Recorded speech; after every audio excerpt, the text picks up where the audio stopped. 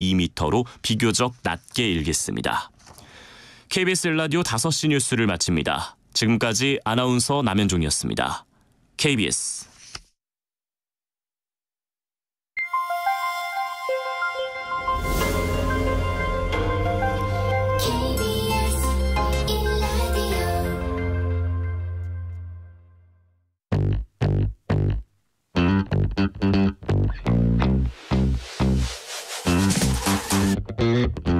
KBS 1라디오 뉴스레터 K.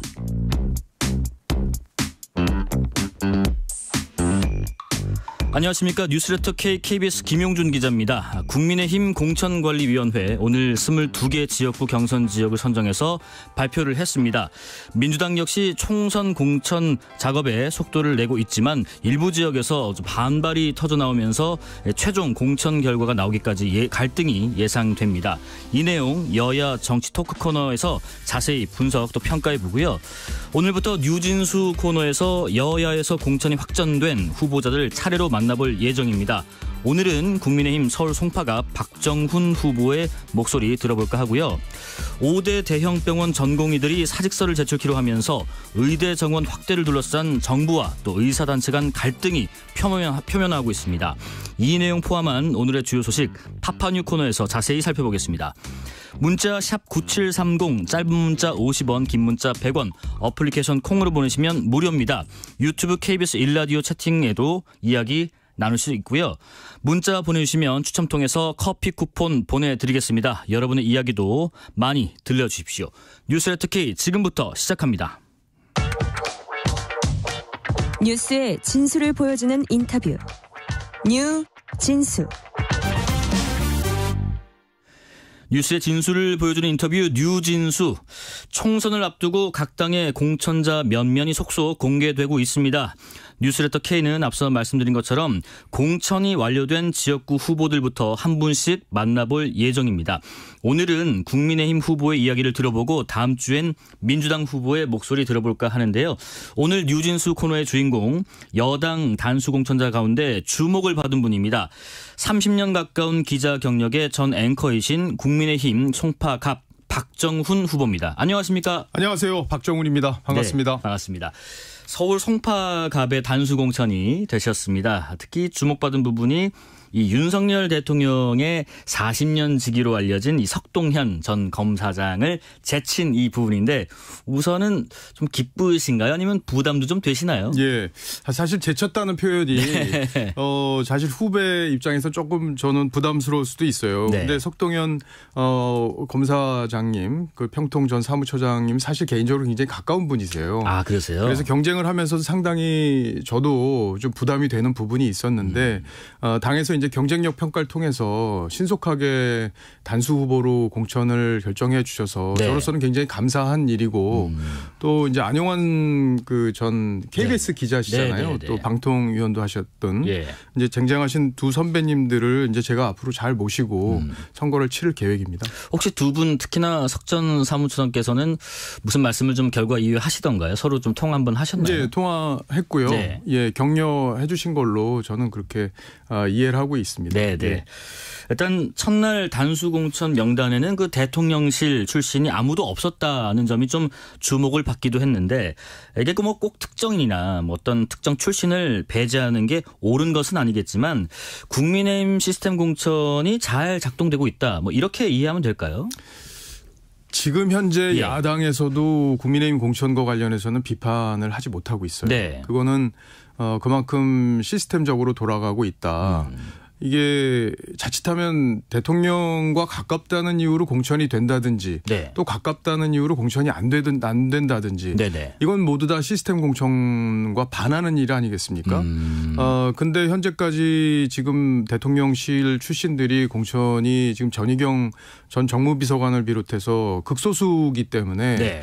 아무래도 사천 논란은 지금 완전히 사라진 그런 상황이 아닌가 싶어요. 그만큼 경쟁력이 그 지역에서 누가 있느냐. 네. 이것만 보고 지금 국민의힘 공관위가 결정을 하고 있다. 네. 이렇게 평가해도 크게 문제가 있는 상황은 아닌 것으로 보입니다. 네. 지금 하여튼 수도권 지역뿐만 아니라 계속해서 후속 발표되는 또 영남권도 마찬가지고 한번 쭉 이 시스템 공천 잘 가동되는지 저희가 좀 지켜보고요. 한데 지금 여당 텃밭을 할 수 있는 영남 지역의 경우는 좀 다르지 않겠나 뭐 이런 전망도 있는데 어떤 의견이신지. 여당에 아무래도 대통령과 가까웠던 분들, 네. 대통령실 출신 분들이 좀 있기 때문에 그분들의 공천 결과를 봐야 된다. 그렇죠. 그다음에 평가해야 된다. 이런 얘기도 있는 게 사실이에요. 네. 다만 지금까지의 기조를 한동훈 위원장 그리고 정영환 공관위원장이 깨지 않을 거라고 저는 개인적으로 생각합니다. 네, 네. 그걸 깨는 순간에 공천의 어떤 지금까지 툴이 다 무너지기 때문에 경선의 원칙 그리고 단수 후보를 뽑는 원칙들을 지금까지처럼 지켜갈 것으로 예상을 하고 있어요. 네, 네. 아마 그 공천 논란이 여당 입장에서는 더 부담스럽거든요. 야당 입장에서는 이 대통령이 야당에 없기 때문에 부담이 상대적으로 적어요. 네. 물론 이재명 대표와 가깝다는 이유로 공천을 받을 경우에는 여러 가지 논란이 있을 수 있는데 네, 네. 여당의 부담이 더 큽니다. 그 부담을 아마 당 지도부 그리고 공관위에서도 잘 알고 있다. 저는 그렇게 생각해요. 예. 그리고 지금 한 가지 더 보충 질문 드리면 총선 승리를 위한 어떤 국민의힘의 수도권 공천 전략은 그러니까 한동훈표 공천은 86 운동권 청산에 정조준했다 이런 평가도 있는데 후보님 의견도 같으신가요? 예, 아무래도 이번 국민의힘이 이번 선거에서 내세운 거는 시대 정신이라고까지 표현을 했지 않습니까? 운동권 청산, 운동권 세력의 청산이죠. 그러니까 시대 86세대 전체를 갖다가 청산해야 된다는 게 아니라 지금 이제 문재인 정부와 지금 민주당 내부의 주류 세력 중에 운동권 세력들이 대거 포진해 있고 이 운동권 세력들이 새로운 시대 가치를 만들어내지 못하고 있고 오히려 대한민국의 발전을 가로막고 발목을 잡고 있는 게 대한민국의 현실이다. 이게 한동훈 위원장을 비롯한 우리 국민의힘의 판단이에요. 그렇다면 그분들이 이번 총선을 통해서 자연스럽게 정리가 되면 좋겠지만 후보로 나올 경우에는 그분들을 반드시 심판을 해서 대한민국이 앞으로 한 발 더 나아갈 수 있는 환경을 만들어야 된다는 게 시대적 과제라고 저희들은 판단하고 있습니다. 그렇기 때문에 이번 총선이 어쨌든 대한민국이 진보하는데 굉장히 큰 의미가 있는 총선이 될 것으로 예상합니다. 그리고 지금 송파갑 같은 경우는 불출마 선언을 이미 하신 같은 당의 김웅 의원 지역구인데 이번 공천에서 좀 비판을 많이 하시더군요. 그리고 개혁신당의 이준석 대표 같은 경우는 후보님이 단수 추천된 거를 두고 특정 라인이 우위에 섰다 뭐 이런 말도 하던데 이게 지금 이준석 대표 주장처럼 뭐 누구 라인 이런 게 조금 있긴 있나요? 근데 지금까지 공천된 걸 보면 지금 누구 라인이라고 해서 공천된 사람이 있나요? 근데 저한테 이제 누구 라인 세 개 라인을 대면서 어느 라인이 특정 라인이 우위에 선 걸로 보인다 이렇게 얘기를 했는데 어느 라인이라고도 얘기를 안 했고 그 근거도 없어요. 얘기 자체가. 혹시 어느 라인이라고 얘기한 것 같으세요? 본인에 대해서 이준석 대표가. 글쎄요. 그래서 저도 좀 뭐 그 부분이 좀 궁금하긴 해요. 그리고 지금 상황에서 대통령과 가까운 뭐 수석을 지낸 분 예를 들어 김은혜 홍보수석을 또 경선하지 않습니까? 그러니까 대통령과 그렇게 가까운 분들도 경선을 하는 상황이잖아요. 그거는 지역 사정이 경선을 해야 되기 때문에 경선을 하는 거고 저희 지역 같은 경우에는 후보 경쟁력 평가에서 제가 앞선다고 판단을 했다고 이제 공관위에서 밝히지 않았습니까? 그런데 어떤 라인이기 때문에 지금 공천을 받고 안 받고 이런 얘기는 자체가 성립이 되질 않습니다. 물론 이준석 대표가 이제는 야당 대표가 되지 않았어요. 그랬기 때문에 야당 입장에서는 이제 그런 얘기를 충분히 할 수 있다고 이제 공천의 어떤 중립성 그리고 공천의 공정함 이런 것들을 훼손하기 위한 얘기로 볼 수도 있는데 무슨 근거 없이 얘기를 했기 때문에 특별히 제가 그 문제에 대해서 구체적으로 반박하기도 어려운 그런 문제예요. 지금 박정훈 후보님이 어떤 출마의 변과 관련된 얘기도 좀 나눌까 하는데 우선은 그 전 직장인 그 언론사에서 퇴사를 하시고 곧장 정치 행보에 나섰다는 그런 점에 대해서 전 소속사에서 일부 지적도 있더라고요. 뭐 이런 점을 감안하지 않으시진 않으셨을 텐데 고민도 있었을 것 같고요. 그럼에도 이렇게 바로 정치로 입문해야겠다 결정을 할 수밖에 없었던 이유는 뭘지요? 저는 기자 생활을 27년을 했습니다. 그리고 이제 동아일보와 그리고 TV조선에서 기자 생활을 주로 했는데 이 TV조선에서 제가 정치부장을 할 때가 문재인 정부 때였어요. 근데 이제 문재인 정부 때 저희 그 당시 회사가 이제 그 재승인 점수 조작까지 벌어지면서 저희 회사를 굉장히 압박하는 상황이었었어요. 네네. 그런데 그 당시에 그 저희가 보도를 이제 문재인 정부의 잘못에 대해서 이제 강하게 비판을 했던 시기 아니었습니까? 네. 그래서 당시에 이제 뭐 월성 원전 그 경제성 조작 문제도 있었고 또 우리 해수부 공무원이 북한에 의해서 피살되는 사건이 있었는데 그게 서해에서. 또 월북으로 조작되는 일도 있었고 뭐 한두 가지가 아니었지 않습니까? 그런 것들을 저희가 제일 앞장서서 비판을 했던 언론이었기 때문에 그런 이제 여러 가지 핍박으로 이어지는 그런 상황이었어요. 예. 그런데 보수가 지금은 이제 한동훈 위원장이 이제 바뀐 뒤에 여러 가지 기대감도 커졌고 당 지지율도 좋아졌지만 네. 제가 출마를 결심했던 시기에는 사실 보수가 굉장히 어려운 분위기였습니다. 그래서 보수의 새 인물이 필요했고 이 보수가 보수라고 할 수 없고 오히려 상식을 지키는 어떤 집단과 연결이 돼 있다 이렇게 판단을 했기 때문에 네. 그 상식의 가치를 지키기 위해서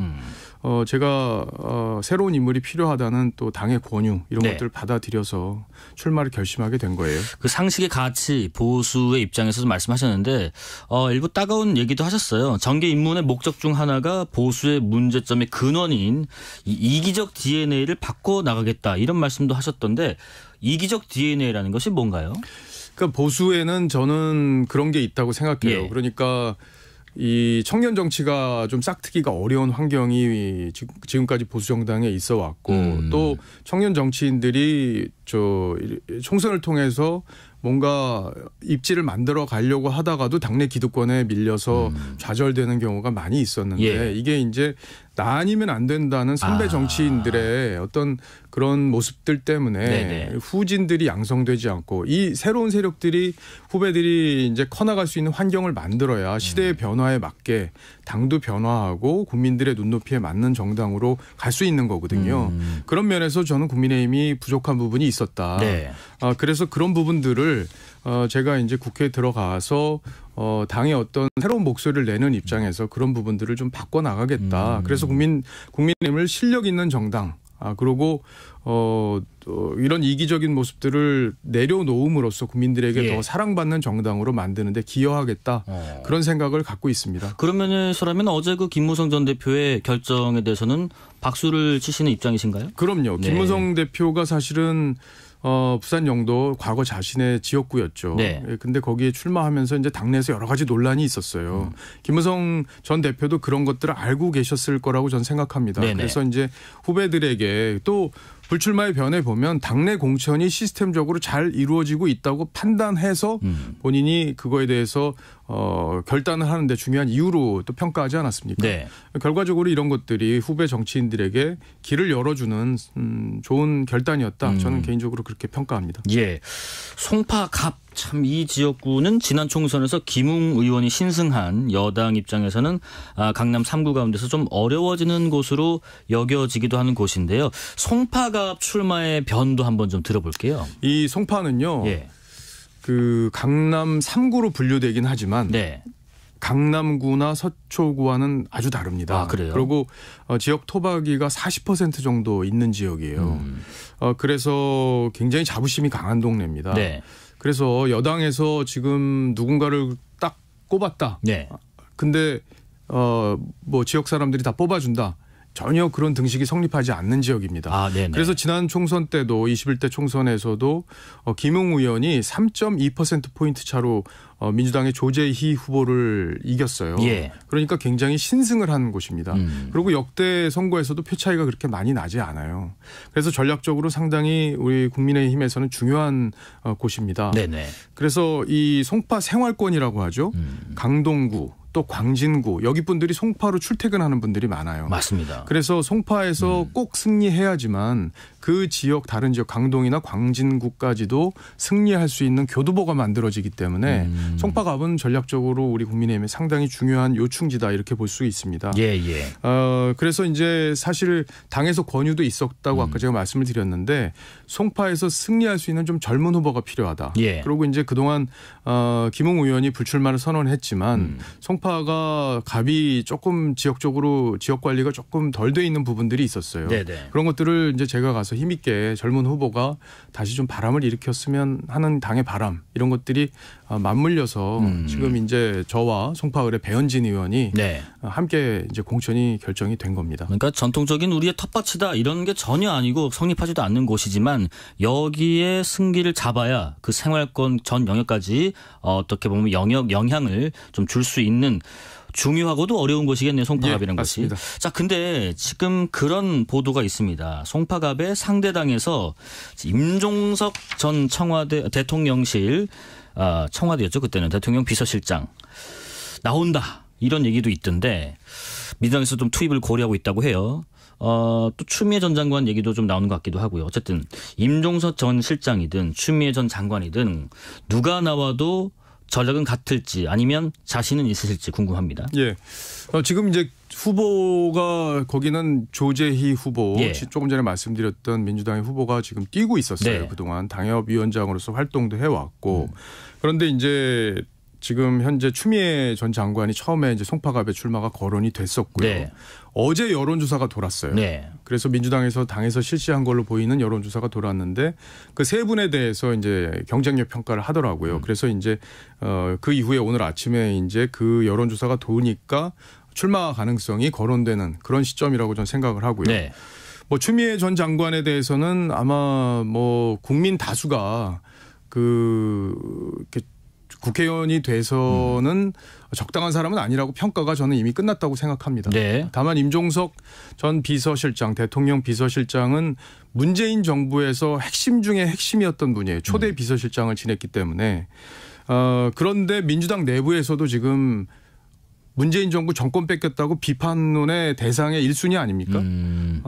원전 경제성 평가 조작 문제가 있었고 네. 조금 전에 말씀드렸던 해수부 공무원 사건과 관련해서도 여러 가지 문재인 정부에서 문제가 있었고 네. 무엇보다 부동산 가격이 폭등해서 지금 많은 분들이 이자 내느라고 지금 힘들어하지 않습니까? 네. 이런데도 책임이 있는 게 바로 문재인 청와대 아니겠습니까? 이런 책임감 으로부터 자유로울 수가 없는 분이에요. 네. 무엇보다 지금 현재 울산시장 하명 수사 사건 여기 관련해서 황우나 송철호 이 두 분 징역 3년 선고받았어요. 1심에서요. 네. 그리고 관련해서 민정수석실의 백원우 전 민정수석도 징역형을 선고받았습니다. 이에 대해서 지금 현재 서울고검에서 임종석 전 비서실장에 대해서 수사를 개시하라. 네. 재수사를 개시하라. 이렇게 얘기가 나왔어요. 그러면 피의자 신분이 될 수도 있는 분이에요. 그런 분인데 지금 이번 총선에 나온다는 것 자체가 어불성설이라고 저는 생각을 합니다. 네. 그런 면에서 이분이 또 우리 한동훈 위원장이 얘기한 586 청산론에서 그 운동권의 사실상의 대부 같은 분 아니겠습니까? 전대회 의장도 지내신 분이고 네. 또 임수경 씨 네. 또 북한에 가서 김일성 당시의 주석을 만났을 때 그걸 뒤에서 다 작업을 하셨던 분이기 때문에 네네.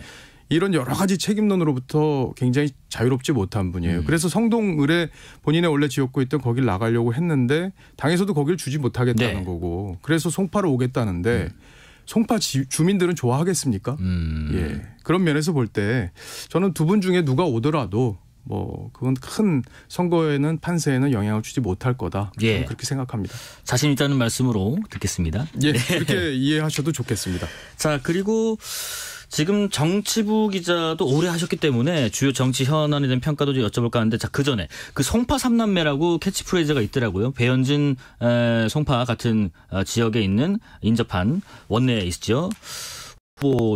예비 후보가 지금 얘기를 하던데 송파 삼남매가 힘을 모아서 선거에 임하겠다라고 하셨던데요. 이거는 어떤 전략이 있는 건가요? 그러니까 송파 삼남매는 배현진 의원이 이제 재선에 예. 도전하고 예. 이제 이번에 후보로 확정이 됐죠. 그리고 송파갑엔 제가 이제 후보로 결정이 됐고 네. 송파병에는 이제 김성용 대통령실 행정관, 네네. 선임 행정관이 지금 예비 후보로 뛰고 있는데 거기는 아직 결정이 안 났어요. 네네네. 후보가. 두 분만 결정이 되셨죠. 예, 배현진, 그래서 김성용 박정훈. 후보까지 결정이 될 경우에 네. 될 경우에 이제 거긴 김근식 현재 당협위원장이 뛰고 있는 지역이기도 하기 때문에 아직은 어떻게 결정이 날지는 모르지만 네. 이 삼남매가 힘을 모을 경우에는 송파를 확 바꿀 수 있다. 이런 전략이에요. 네.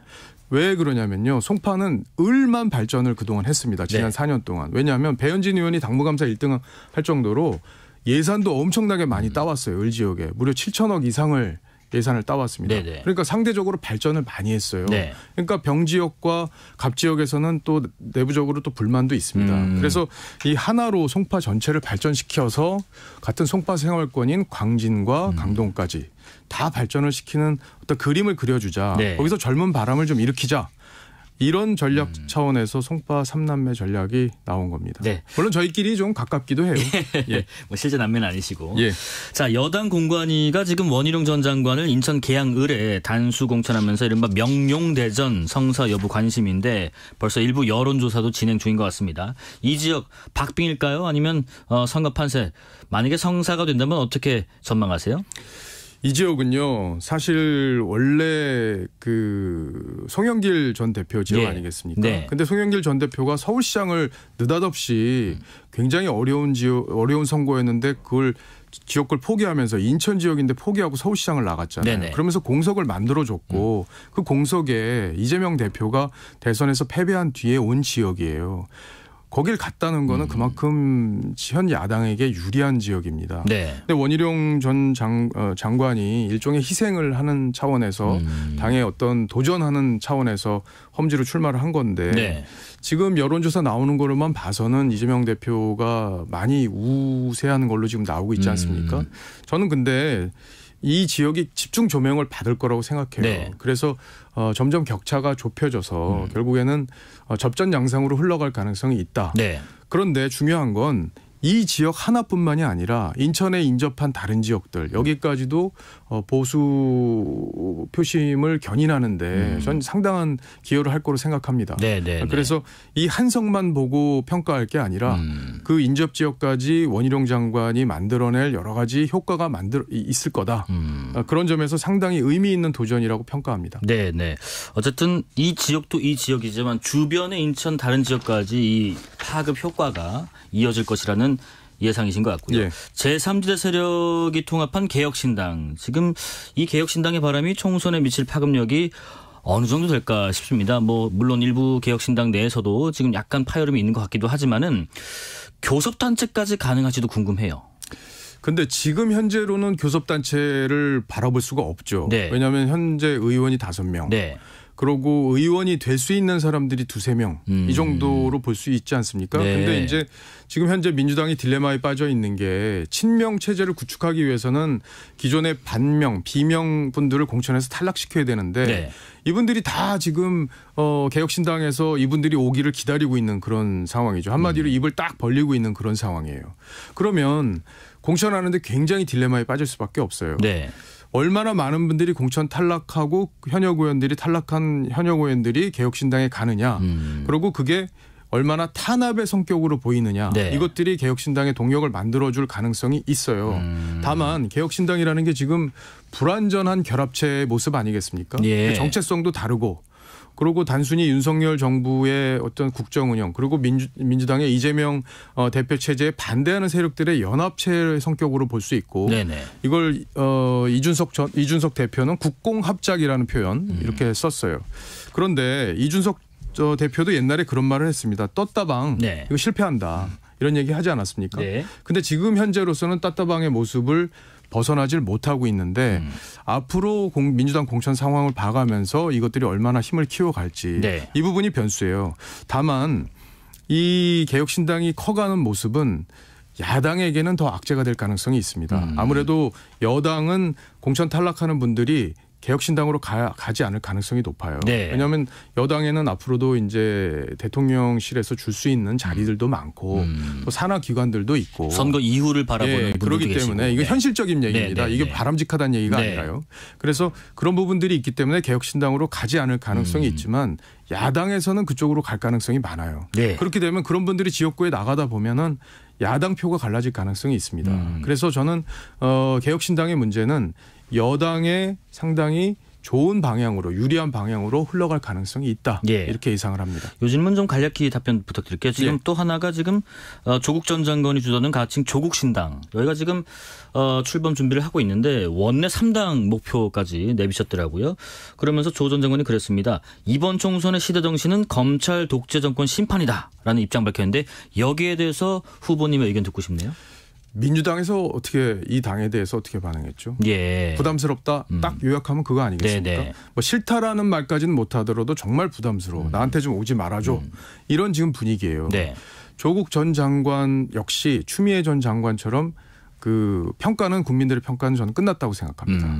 다만 원내 정당이 되려면 3% 득표를 해야지 비례 정당이 될 수 있는데 네. 3% 지금 만들기 어려워요. 오늘 갤럽 조사를 보면 개혁신당의 지지율도 3%에 불과합니다. 네네네. 그러니까 조국 신당이 3%를 얻긴 어려울 거다. 저는 그렇게 보고요. 네. 그리고 검찰 독재 정권 심판이 시대 정신이다 이렇게 얘기했는데 지금 징역형 받은 거는 문재인 정부 때 수사된 거고요. 그리고 김명수 사법부 체제에서 이어오다가 재판이 1심의 결과가 나온 2심까지 결과가 나온 상황이기 때문에 네. 이게 탄압에 의한 결과다 이렇게 보기도 어렵습니다. 네. 이번 질문은 그 여론조사 관련된 인용이 필요해서 여론조사 개요를 먼저 좀 설명드리고 질문 드릴게요. 여론조사 기관 한국갤럽이요. 지난 13일부터 15일까지 전국 성인 1,002명을 대상으로 자체 조사했습니다. 조사 방법은 가상번호 전화조사원 인터뷰 방식이고요. 윤 대통령의 직무수행 평가를 조사한 결과 긍정평가는 33%로 나타났습니다. 표본오차 95% 신뢰 수준에 플러스 마이너스 3.1%포인트고요. 조사는 무선 전화 가상번호 인터뷰로 시작됐고 응답률은 13.7%였습니다. 자세한 내용은 중앙선거여론조사심의위원회 홈페이지를 확인하시면 되고요. 제가 이 말씀드린 이유는 이 여론조사만 봤을 때는 아직 좀 박스권에 갇혀 있는 것 같은데 여당 후보로서 이런 부분이 좀 부담되지는 않으신지 궁금합니다. 그러니까 여론조사는 뭐 우리 청취자분들도 네. 다 안 믿어. 나 여론조사 진짜 못 믿겠어. 이런 분들도 많아요. 네. 저도 정치부 기자 생활을 오래 했지만 여론조사가 꼭 맞지 않는 경우가 많았습니다. 다만 추세는 좀 볼 필요가 있을 것 같아요. 지금 갤럽 조사에서 오늘 보면 국민의힘 지지율이 3%포인트 올랐고 네. 민주당 지지율이 4%포인트 내렸습니다. 이거 굉장히 큰 수치예요. 갤럽 조사 기준으로 보면. 37대 31이에요. 정당 지지율이. 네. 그리고 윤석열 대통령 지지율도 지난주 29%에서 이번에 33%로 그래도 4%포인트가 올랐는데 이 정도면 굉장히 큰 폭으로 상승했다고 볼 수 있습니다. 네. 그래서 저는 한동훈 비대위원장 체제에서 한동훈 위원장의 개인 지지와 예. 그리고 당의 지지가 연결되지 않는다는 그동안의 지적이 있었는데 좀 변화가 만들어지고 있는 그런 시점이 아닌가. 이제 한동훈 체제에 대한 기대감도 생겨나고 있는 거 아닌가. 그것도 민주당 이재명 체제와 대비되는 측면이 많은 거 아닌가. 네. 이런 분위기로 가고 있다는 거. 이건 결국에는 서울 선거 그리고 수도권 선거에서 굉장히 국민의힘의 긍정적인 신호다. 이렇게 볼 수 있습니다. 어떻게 보면은 당과 정에 대한 평가를 우리 좀 유권자 예비 유권자들이 객관적으로 별개로 좀 보고 있다 이렇게도 좀 해석될 수 있겠네요. 예, 그런 부분도 있다고 봅니다. 예, 마지막으로요. 지금 국회에 입성하시게 된다면 박정훈 후보께서 초선으로서 어떤 역할을 어떻게 하고 싶으신지 포부 한번 들어보겠습니다. 예, 그 지역에서 저도 이제 기자를 그만두고 정치에 뛰어들은 뒤에 이제 지역에서 많은 분들을 만나지 않습니까? 예. 근데 호통치는 분들 많으세요. 뭐라고 하세요? 정치 좀 똑바로 해라. 근데 그만큼 저는 욕 먹어도 된다고 생각해요. 네. 그래야 반성이 있지 않습니까? 욕을 먹고 본인들이 반성을 하고 저도 반성해야 된다고 생각합니다. 네. 반성을 하고 그런 다음에 국민들이 원하는 정치가 과연 뭔가 고민을 하고 그다음에 대안을 찾아내는 게 우리의 지금 가장 중요한 시대적 과제라고 생각합니다.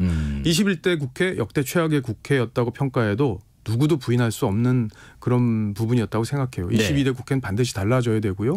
그리고 제가 초선이 된다면 정치 문화를 바꾸기 위해서 정말 노력 많이 하겠습니다. 야당과 끊임없이 소통하고 대안을 찾는 노력들 그렇게 해나갈 계획이고요. 개인적으로는 지역 구민들에게 사랑을 받고 또 국민들로부터 존중받는 정치인이 되겠다는 포부를 갖고 있습니다. 예.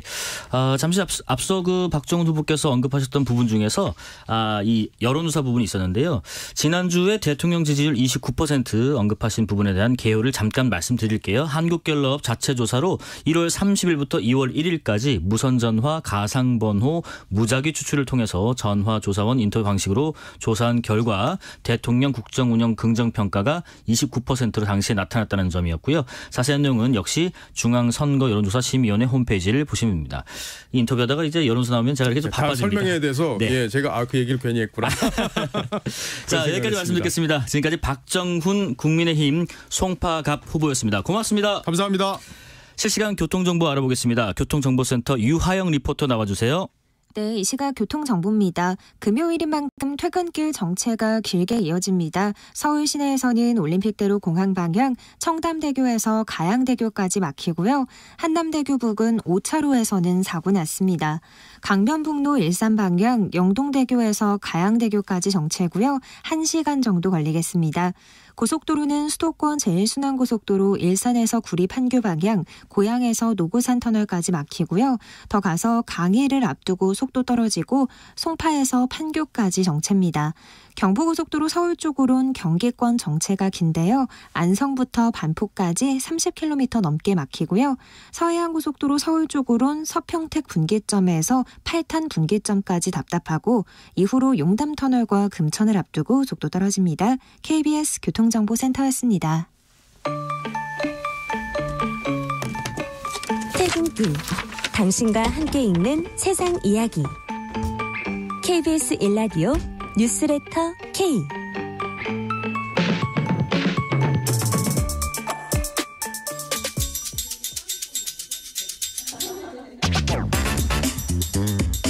오늘 하루 가장 뜨거운 정치 뉴스들 골랐습니다. 뉴스레터 K 여야 정치 토크 김종혁 국민의힘 조직부총장, 조기현 민주당 법률위 부위원장 모셨습니다. 안녕하십니까? 안녕하세요. 예. 자, 국민의힘을 탈당한 이현주 전 의원 오늘 오전에 민주당으로 돌아가겠다 선언했습니다. 저희 방송에서 앞서 나와서 고민하고 있다고 얘기하셨는데 우선은 이현주 전 의원의 기자회견 현장 목소리 잠깐 듣고 이어가겠습니다. 오늘 저는 12년 전 제가 정치를 처음 시작했던 더불어민주당으로 복귀하고자 합니다. 저의 정치적 뿌리인 민주당에서 옛 정치적 동지들 그리고 새로운 동지들과 함께 윤석열 정권을 심판하고 대한민국을 바로 세우는 그 대의에 함께하고자 합니다. 예, 이현주 전 의원의 이야기 들어봤고요. 자, 우선은 오늘 저희 코너에 처음 오신 김종혁 조직부총장님. 지금 이현주 전 의원이요. 예. 변호사 생활 하시다가 기업에 계시다가 민주당에서 의원을 하시다가 나오셨다가 쭉 도셨다가 국민의힘 가셨다가 다시 나가셨다가 민주당 가셨습니다. 예. 어떻게 평가하시겠습습니까?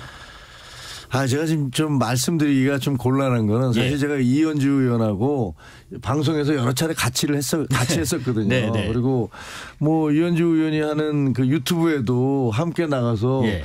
민주당 정부를 맹렬하게 비판을 했던데 같이 했었단 말이에요. 예. 이렇게 앉아갖고 서로 뭐 이게 말이 됩니까? 뭐 이런 식으로 공격을 했는데 어느 날 갑자기 또 지금 돌아가신다고 그러니까 네. 제가 저로서는 아주 입장이 난감하네요. 그 서로 아는 분인데 네. 대놓고 비판하기도 좀 상당히 좀 민망하기도 하고 네. 그런데 글쎄요. 정치인이 이렇게 막 자기 입장을 너무 많이 바꾸게 되면 사실은 그 말로가 끝이 별로 좋은 건 잘 못 봤어요. 네. 그래서 좀 왜 선택을 그렇게 하셨을까? 저는 차라리 개혁신당 정도로 가지 않을까 이렇게 생각을 했었어요. 네네. 민주당에 있다가도 처음에 탈당하실 때 이제 안철수 의원의 정당으로 같이 가셨었잖아요. 네. 그러다 이제 돌고 돌아서 결국 국민의힘이 왔기 때문에 이번에도 다시 돈다면 개혁신당 쪽으로 돌아서 가지 않을까 이렇게 했었는데 이번에는 그걸 그냥 훌쩍 뛰어넘으셔서 네. 상당히 당혹스럽기도 하고 근데 그렇게 입장 변경을 확 해버리면 글쎄 유권자들 어떻게 생각하실까 자, 이런 뒤에서 계속 얘기 나눠보고요. 조기현 부위원장님 총평을 해주실까요? 원래 뭐 민주당에서 정치를 시작하셨으니까요. 네. 먼 길을 돌아오셔서 낯설기는 하지만 네. 뭐 못 오실 곳을 오신 건 아니다. 약간 열렬히 환영하시진 않는 것 같아요. 그렇죠. 당내 여론 분위기가 네. 있는 것이고요. 네. 물론 윤석열 정부를 심판하는 선거이다. 네. 이 선거 구도를 명확히 하는 부분에 있어서 최근에 여러 방송이라든가 유튜브 채널에 출연하면서 이제 그런 공감대로 확대시키는데 꽤 역할도 많이 하셨고요. 네. 아마 이재명 대표 내지 그 주변에 계신 분들이 입당 권유를 한 것도 그런 역할을 기대하는 부분도 분명히 있을 겁니다. 그럼에도 불구하고 이제 당내에 내심 반기지 않는 것을 넘어서서 네. 이분이 다시 돌아와서 우리가 정치를 한다는 게 말이 되느냐라고 비판하는 분도 분명히 있기 때문에 이게 당내에 또 다른 갈등의 어떤 불씨가 될 수도 있는 가능성도 여전히 남아 있기 때문에 네. 이제 그런 부분 때문에 이제 뭐 무조건적으로 환영한다라고 하는 수는 없는 것이고요. 네. 그래서 오셔서 과연 이제 몸을 일단 낮추시긴 했는데 예. 여전히 당내에 남아 있는 뭐 불신, 자꾸 당적을 옮긴 정치인을 신뢰할 수 있을 것이냐에 대한 당원들 또 뭐 의원들, 지역위원장들의 어떤 아직은 뭐 신뢰가 명확하게 되지 않는 네네. 부분 이런 부분들 스스로 어떻게 극복해낼지가 중요한 문제일 것 같습니다. 숙제겠네요. 김종현 부총님 지금 이런 얘기도 같이 하셨더라고요. 양당 모두 깊숙하게 경험해 보니까 그래도 민주당의 부족 하나마 공공선에 대한 의지, 인간에 대한 도리가 최소한 있었다라고 했습니다. 아니 근데 이 말씀 안 하셨으면 예. 그냥 넘어갈 수도 있었는데 네. 이거 조금 정말 너무 오버하시는 것 같아요. 예를 들면 그 민주당의 공공선에 대한 의지를 얘기하시는데 예. 그 지금 송영길 전 대표는 대표가 지금 돈봉투 돌리다가 지금 구속돼 있지 않습니까? 예. 그리고 수많은 그 의원들이 지금 수사를 받고 있어요. 도대체 뭐가 공공선이에요? 그 김남국 의원 같은 경우는 코인 지금 의사당 안에서 상임위하면서 코인 거래를 해서 지금 그 얼마나 큰 논란을 겪었습니까? 네네. 그러면서 100억대 제가 알기에는 그때 코인 거래를 하면서 나는 라면 먹고 뭐 굶고 있다라는 식의 얘기를 해서 그 청년들한테 쉽게 그 후원금도 받고 그러지 않았었습니까? 네. 아니 그리고 전직 대표는 지금 구속돼 있고 현직 대표는 지금 대북송금, 대장동, 백현동 이런 걸 갖고 재판을 받고 있고 그 관련자들이 실제로 실형을 받고 있지 않습니까? 아니 이런 것들이 도대체 공공선과 무슨 관계가 있는 거죠? 예. 공공선과 가장 동떨어진 행동들로 인해서 당 전체가 지금 비난받고 있는 거 아닙니까? 그런 민주당에 대해서 공공선에 대한 의지가 있었다. 이런 얘기하는 건 참 이해가 안 가고요. 또 하나 인간에 대한 도리를 얘기하시는데 네. 아니 선거에서 그 당의 후보로 나와서 선거에서 떨어져 놓고서 떨어진 책임이 그 전에 대통령에게 있다. 문재인 대통령과 문 대통령의 주변에 있던 사람들에게 있다라고 얘기하면서 그 임종석 그 비서실장 같은 경우는 공천 못 주겠다라는 식의 얘기를 하고 있는 겁니다. 네네. 아닙니까? 네. 이게 인간에 대한 도리인가요?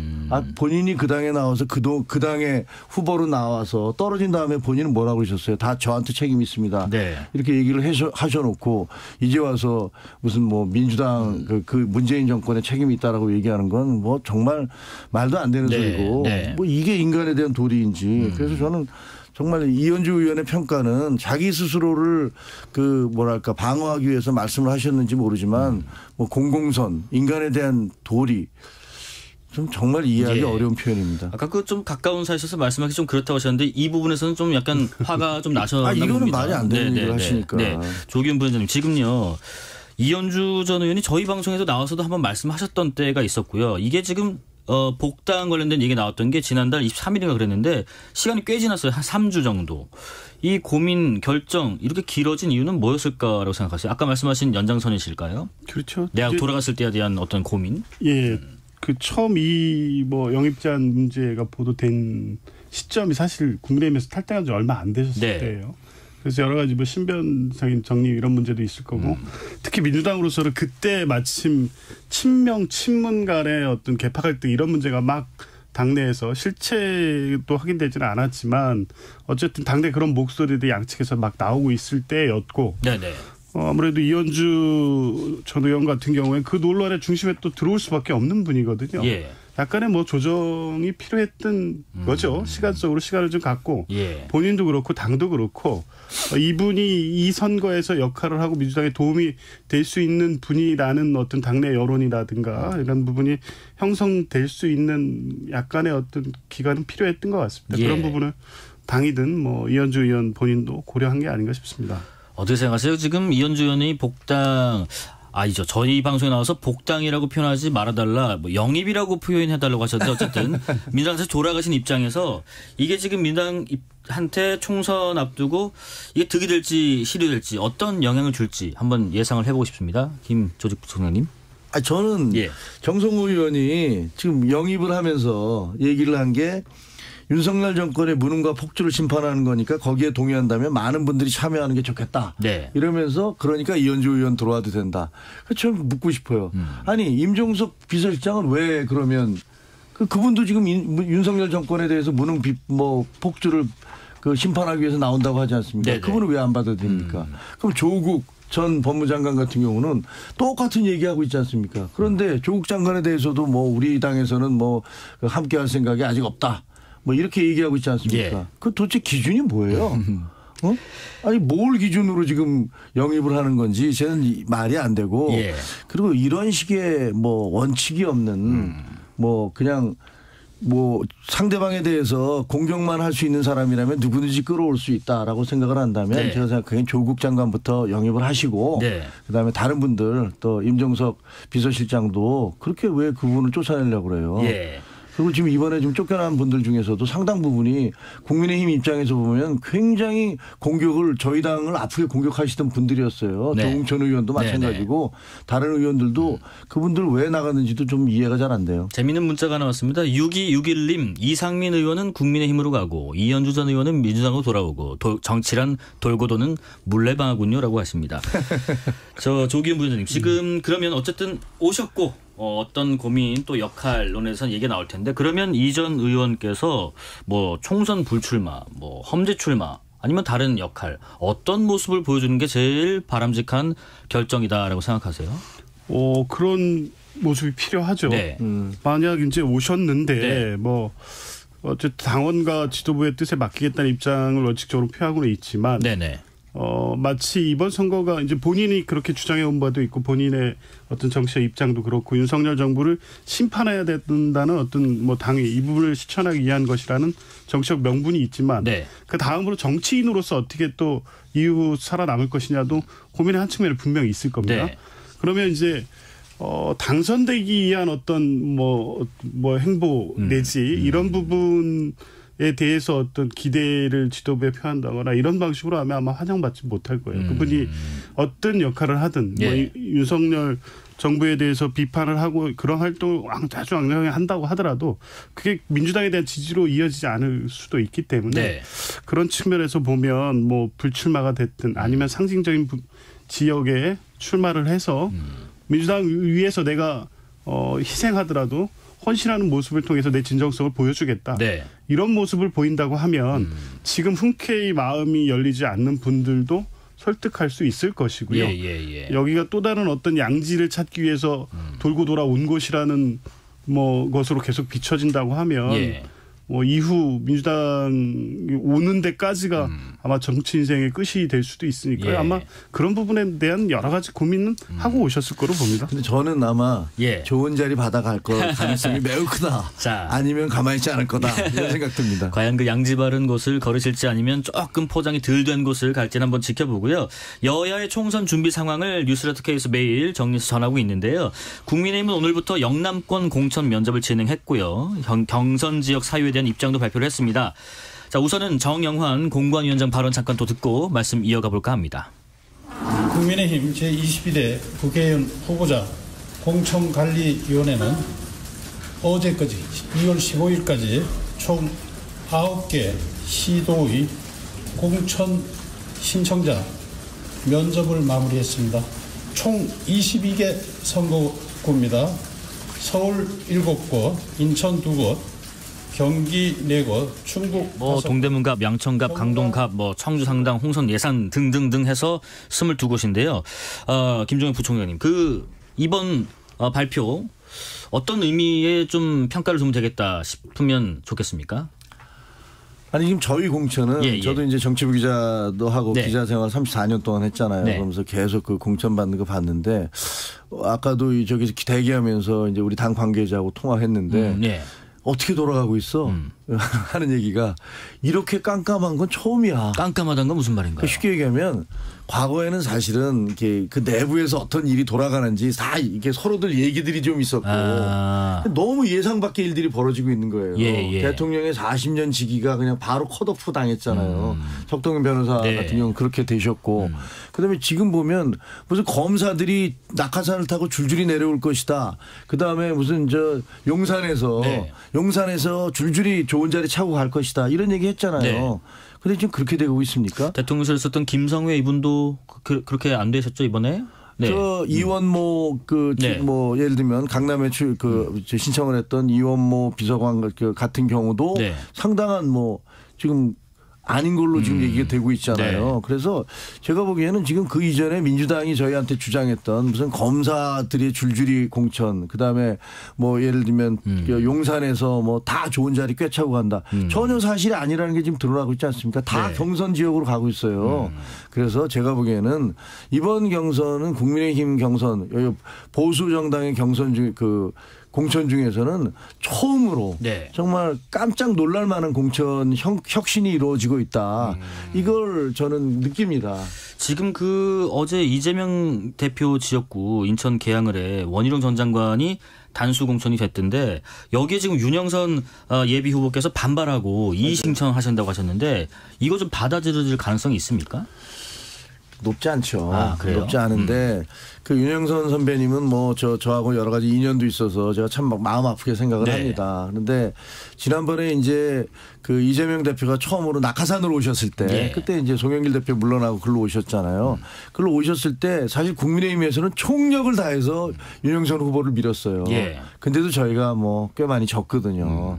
근데 지금 상황에서 만약에 이재명 대표와 함께 다시 이제 리턴 매치를 했을 때 과연 우리 윤영선 후보님께서 그 승산이 있을 것인가라는 부분에 대한 그런 고민들이 좀 공관위에서 있지 않았을까 이런 생각이 들고요. 또 상징적인 의미도 있으니까 적어도 원희룡 그 대선 후보였던 분이 나오면 그 이재명 대표도 그렇게 소홀히 할 수 없을 거 아닙니까? 그런 여러 가지를 고려한 것일 것으로 보여서 아마 이의 신청을 해도 받아들여지기가 쉽지는 않겠다 이런 생각이 드네요. 조기현 부위원님 이거 좀 꼭 여쭤보고 싶었는데요. 지금 이재명 대표 포함해서 민주당 지도부가 뭐 심야 회동을 갖고 당내 공천 문의를 논의했다 이런 보도도 나오고 저희도 전해 드렸었는데 이게 뭐 무슨 비선 논란까지 이어지고 있는 것 같은데요. 문학진 전 의원 뭐 사례도 좀 얘기 나오고 있고요. 뭐 실제로 이런 비선 조직이 정말 가동되고 있고 좀 감지된 게 있으십니까? 비선 조직이라고 하려면 실제 일단 외부로 노출이 되면 안 돼요. 그리고 여기에서 이 조정하거나 뭐 하는 것들이 사실상 궁극적 의사결정으로 반영이 돼야 되는데 지금까지 있었던 며칠간의 상간의 어떤 사실들을 보면 문학진 의원에 대한 전화통화 뭐 하고 이재명 대표가 설득했다는 내용도 그렇고 몇몇 분들하고의 통화 내용도 그렇고 돈봉투 관련 의원들에 대해서 몇 가지 사실관계로 확인하고 또 했다는 내용들도 그렇고 이 얘기들이 막 섞여 있어요. 그리고 이제 그 과정에서 만나거나 조언을 받았다는 분들 얘기도 이재명 대표에 뭐 관련된 얘기도 다 섞여 있고 그러니까 이게 사전에 막 어떤 입장을 정리하고 결정을 해서 그것을 이번에 공천에 이 결정하는 시스템으로 각종한 비선 조직은 아니라고 보여져요. 그러니까 대표가 만났다는 날도 2월 13일 평일이잖아요. 위원회가 뭐 818호실 뭐 이렇게 하는데 이거 어떤 뭐 공천 막후에서 이재명 대표 뜻대로 또 친명들이 모여서 그렇게 하는 거라면 평일날 해관에서 다 눈에 띄는데 그렇게 움직이지는 않습니다. 이번에는 그 같은 질문을 두 분께 드려볼게요. 오늘 이재명 대표가 또 최고위에서 그런 얘기했습니다. 위성정당 문제 언급을 했는데 국민의힘 향해서요. 준연동형 제도를 잠탈하는 위성정당을 먼저 만들어 놓고 제도의 취지를 살리겠다고 연합비례정당을 만들고 있는 야당을 어떻게 비난할 수 있느냐 했습니다. 김종혁 부총장님. 이거 우리가 적반하장이라는 표현이 있잖아요. 도적이 오히려 몽둥이를 휘두른다는 게 딱 이런 케이스입니다. 지금 준연동형 비례대표제 처음 시작된 게 공수처법안 통과시키기 위해서 정의당 끌어들이기 위해서 만든 거 아닙니까? 네. 그래놓고서 그때 이 법안 만들 때 국민의힘에서는 우리 이 법안 만들면 반드시 우리는 위성정당 만든다고 얘기했어요. 민주당은 절대 안 만든다고 했습니다. 근데 본인들도 위성정당 만들어서 정의당 뒤통수 쳤지 않습니까? 정의당의 몰락을 그때 가져온 거예요. 그러고 나서 대선 때 이재명 대표 뭐라고 하셨어요? 이거 국민들이 원하지 않으니까 없애겠다 했습니다. 근데 또 말 바꾸셨어요. 그래놓고 지금 이제 연합비례정 우리가 먼저 위성정당 준비를 하고 있으니까 네. 당신들 때문에 준연동형 비례대표제를 간다고 얘기하는 거는 국민의힘이래요. 예. 어떤 케이스냐면요. 누군가 칼을 막 휘둘러요. 그러니까 그걸 막기 위해서 방패를 들었어요. 예. 그리고 막았어요. 그랬더니 네가 방패를 들었기 때문에 내가 칼을 휘둘렀다라고 주장하는 것과 예. 똑같은 거예요. 아니, 도대체 누가 원인 제공자입니까? 네. 이런 식으로 자기의 어떤 문제점들을 남에게 떠넘기는 거. 이거는 대장동, 백현동, 무슨 저 대북송금 다 남이 했다고 주장하는 것과 뭐가 다른지 모르겠어요. 예. 조기현 부회장님. 뭐 일단 약속했던 부분을 지키지 않은 것에 대한 사과는 했죠. 지금 그러면 어쨌든 법에 정해진 제도대로 할 수밖에 없는 상황입니다. 뭐 위성정당을 안 하면 네. 결국에 유권자의 투표가 왜곡될 수밖에 없는 결과가 초래되는 상황입니다. 나쁜 선택이라 차악의 선택을 할 수밖에 없는 것이고요. 그런 측면에서 보면 국민의힘은 어쨌든 위성정당 지난번에도 당신들이 잘못된 법을 만들어서 위성정당 하겠다. 그런데 그때까지 몇 년, 수년간 논의됐던 정치개혁의 결과가 어찌됐든 기형적인 제도이긴 했지만 준연동형 제도로 입법화된 겁니다. 네네. 문제가 있도 비판할 수 있지만 위성정당이라는 것을 먼저 시도해서 모든 그간의 논의라든가 표의 등가성 문제라든가 제3세력의 원내 진출 용이하게 여러 가지 어떤 정치개혁 차원에서 논의 자체를 다 실질적으로 무력화시킨 거는 국민의 힘이었거든요. 네. 이번 역시 마찬가지입니다. 알겠습니다. 시간 관계상 여기까지 듣겠습니다. 지금까지 김종혁 국민의힘 조직부총장 그리고 조기현 민주당 법률위 부위원장에서 고맙습니다. 감사합니다. 7231님 업무 때문에 서울에서 파주로 수도권 제1순환도로 이용해 가는 중입니다. 차가 막히지만 뉴스레터 K 덕분에 졸음운전은 안 하겠네요 하겠습니다. 2부 6시에 이어가고요. 2부에서도 저희가 잠 안 재워드릴게요. 계속 들어주십시오.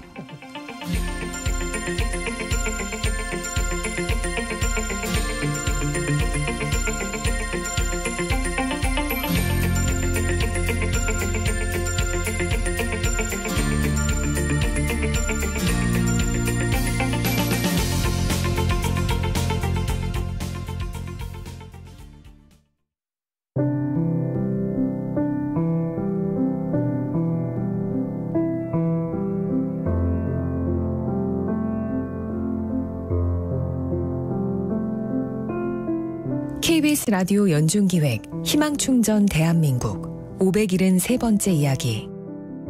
안녕하세요. 아나운서 유지원입니다. 21살 소리는 언니와 동생이 세상의 전부입니다. 부모님 없이 세 자매가 의지하며 살아온 시간. 어려운 형편에서도 언니와 소리는 공부의 끈을 놓지 않았는데요. 둘은 대학에 진학했지만 평소 학습 능력이 더뎠던 동생은 최근 검사에서 지적장애 판정을 받았습니다. 언니와 교대로 낮에는 동생을 돌보며 밤엔 간호사 국가고시를 준비 중인 소리. 하지만 교재비와 학습비 등 필요한 비용은 늘어만 가는데요. 근로장학금과 수급비가 전부인 지금, 높은 현실의 벽 앞에 소리의 가슴은 무겁기만 합니다. 소리의 꿈과 노력이 세상에 닿을 수 있도록 여러분이 용기와 격려를 보내주세요. 여러분의 따뜻한 손길이 희망의 빛이 됩니다. ARS 060-700-1580 060-700-1580 한 통화 3,000원으로 희망을 선물해주세요. KBS 라디오 연중기획 희망충전 대한민국은 초록우산 어린이재단, 인탑스 주식회사, 그리고 청취자 여러분과 함께합니다. ARS 060-700-1580 한 통화 3,000원입니다.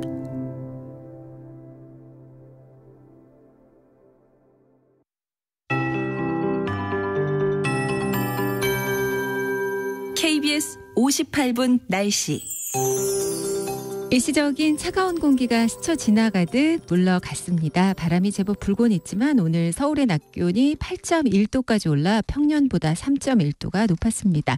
서귀포의 기온이 12.6도로 전국 최고치를 기록했습니다. 공기도 깨끗한 상태 유지하고 있어서 포근한 겨울 오후 시간 만끽할 수 있었습니다. 내일도 오늘과 비슷한 양상, 기온이 더 오르겠습니다. 맑고 온화한 날씨가 되겠습니다. 내일 낮 오늘보다 1도에서 5도 정도 더 오르겠고요. 모레는 낮 기온이 이보다 조금 더 높겠습니다. 계속해서 평년 기온 윗선을 유지하겠습니다. 일요일인 모레는 기압기 변화가 다소 있겠습니다. 남해안과 제주에 비가 먼저 시작돼 오후부터는 대부분 지역에 비가 내리겠고요. 이날 바람도 매우 강하겠고 풍랑도 거세게 일 것으로 보이니까 주의하셔야겠습니다. 오늘 밤 전국이 맑겠고 내일도 맑은 날씨가 이어지겠습니다. 최근까지 눈이 쌓인 강원도를 중심으로 낮에 녹았던 눈이 밤에 빙판으로 변하는 곳 있겠습니다. 보행자 안전사고에도 유의하셔야겠습니다. 내일 아침 서울의 기온 영하 1도 등 전국적으로 영하 5도에서 영상 4도, 낮 기온은 서울 10도, 전주 15도, 대전 13도 등 8도에서 15도 분포가 되겠습니다.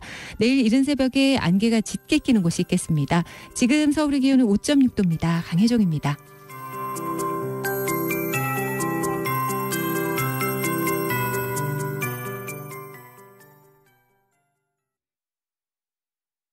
정성을 다하는 국민의 방송 KBS가 6시를 알려드립니다. AM 711kHz, FM 97.3MHz, KBS 1라디오입니다. HLKA.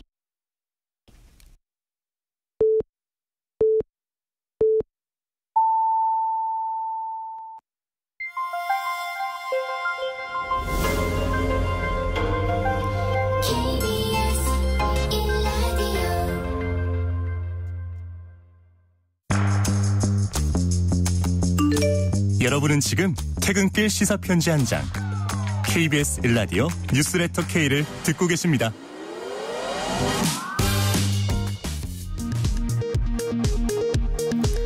이 시각 라디오 정보센터 뉴스입니다. 대한축구협회가 클리스만 축구대표팀 감독의 경질을 공식 발표했습니다.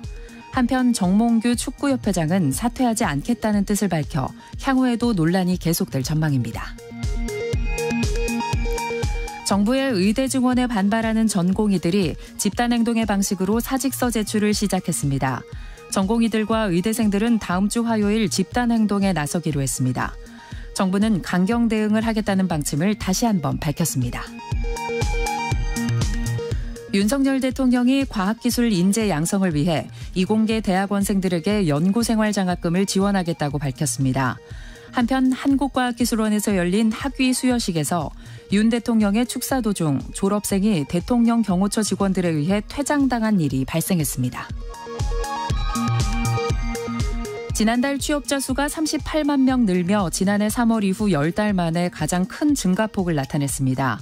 다만 청년층과 40대 취업자는 여전히 감소 흐름을 이어갔습니다. 이달 말 종료될 예정인 유류세 인하 조치가 2개월 추가로 연장됩니다. 정부는 국제유가 변동에 따른 물가 상승 압력을 무시하기 어렵다는 입장입니다. 지금까지 라디오 정보센터 뉴스 편유희였습니다.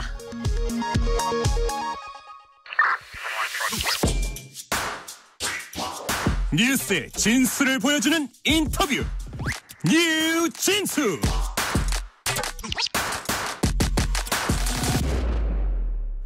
뉴스의 진수를 보여주는 인터뷰 뉴진수.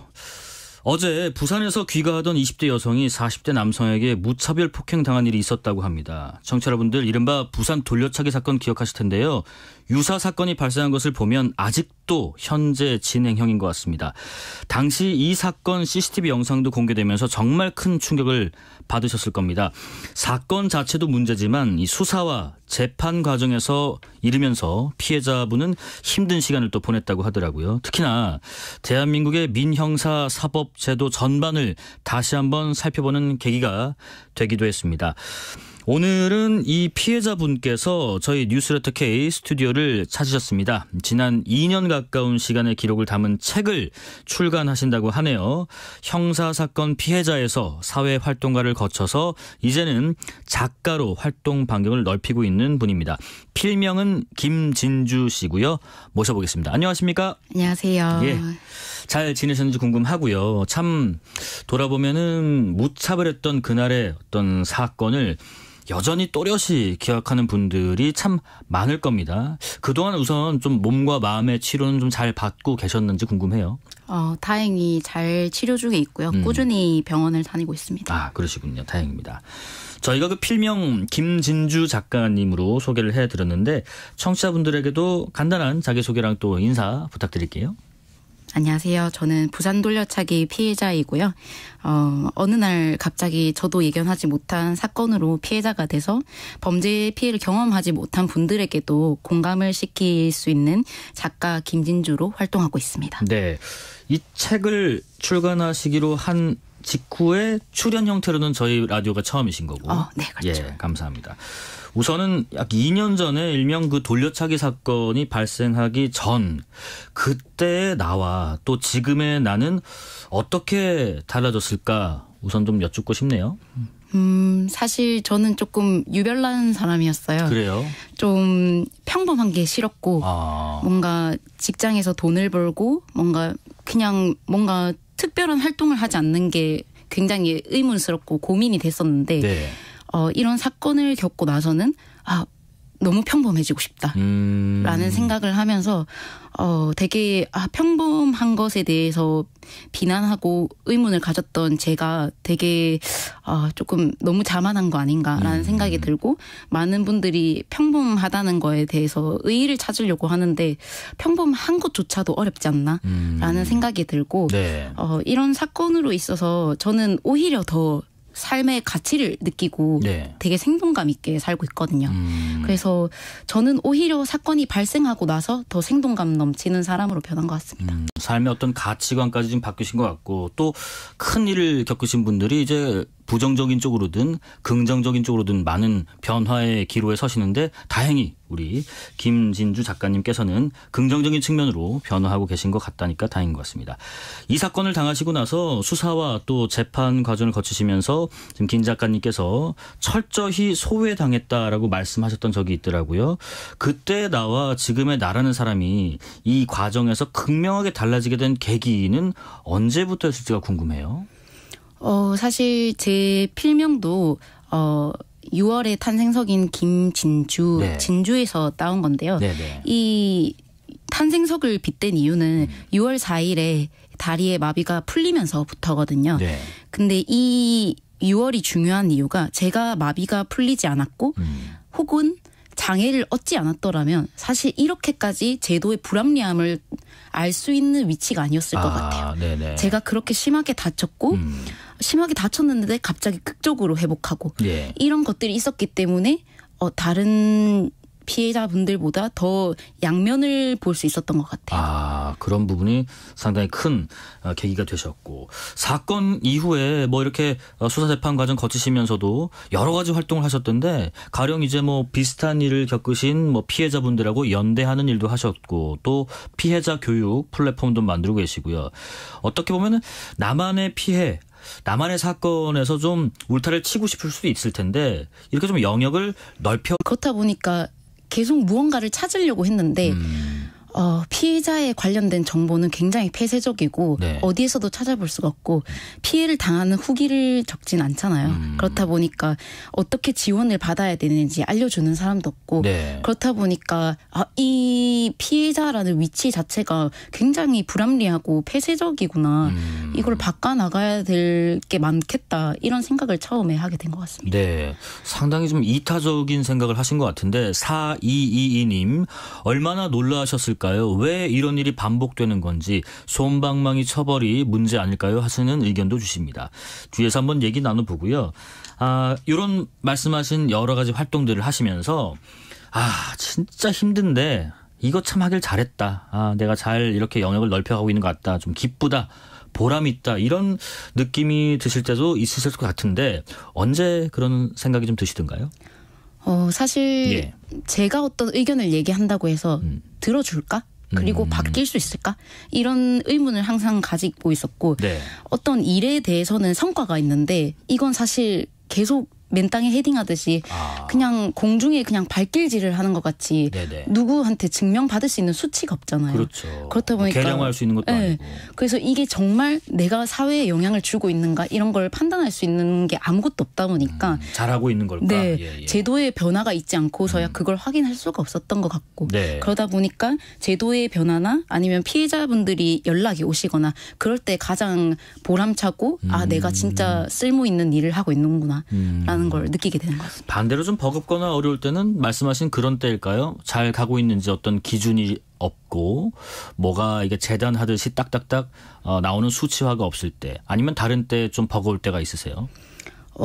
저는 범죄 피해자가 사실 범죄 피해와 관련된 불합리한 제도에 대해서 따지는 위치가 되지 못한다고 생각해요. 너무 힘들고 피해 회복만 해도 몇 년이 걸려요. 그렇죠. 근데 이렇게 말을 하는 사람이 나왔을 때 들어주는 사람이 좀 많았으면 좋겠다라는 생각을 하고 이렇게까지 나서는데 좀 기관들이 많이 앞서서 들어줬으면 좋겠다. 많이 피해자분들의 이야기를 들어주셨으면 좋겠다. 이럴 때 조금 한계를 느끼는 것 같습니다. 네, 저희 라디오를 통해서 오늘도 좀 울림이 있길 좀 바라보겠습니다. 그동안에 그 법무부를 비롯해서 정부 관계자도 만나셨고 또 국회까지 출석해서 증언도 하셨고요. 제도적인 측면에서 참 답답하다 느끼는 부분을 이게 푸는데 이런 관계기관, 정부 관계자의 면담, 또 국회 증인 출석까지 도움이 좀 되는 부분이 있던가요?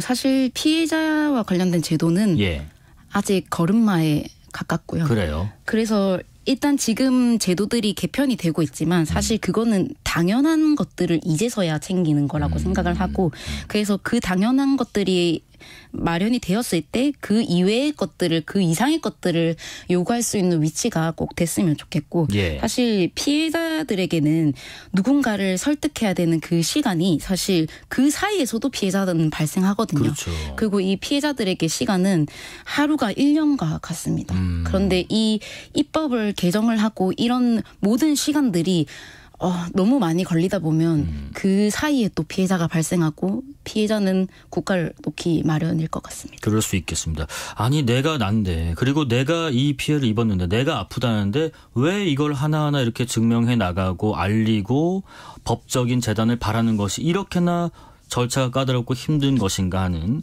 그런 어려움도 있었을 것 같습니다. 자, 책 얘기도 좀 해볼게요.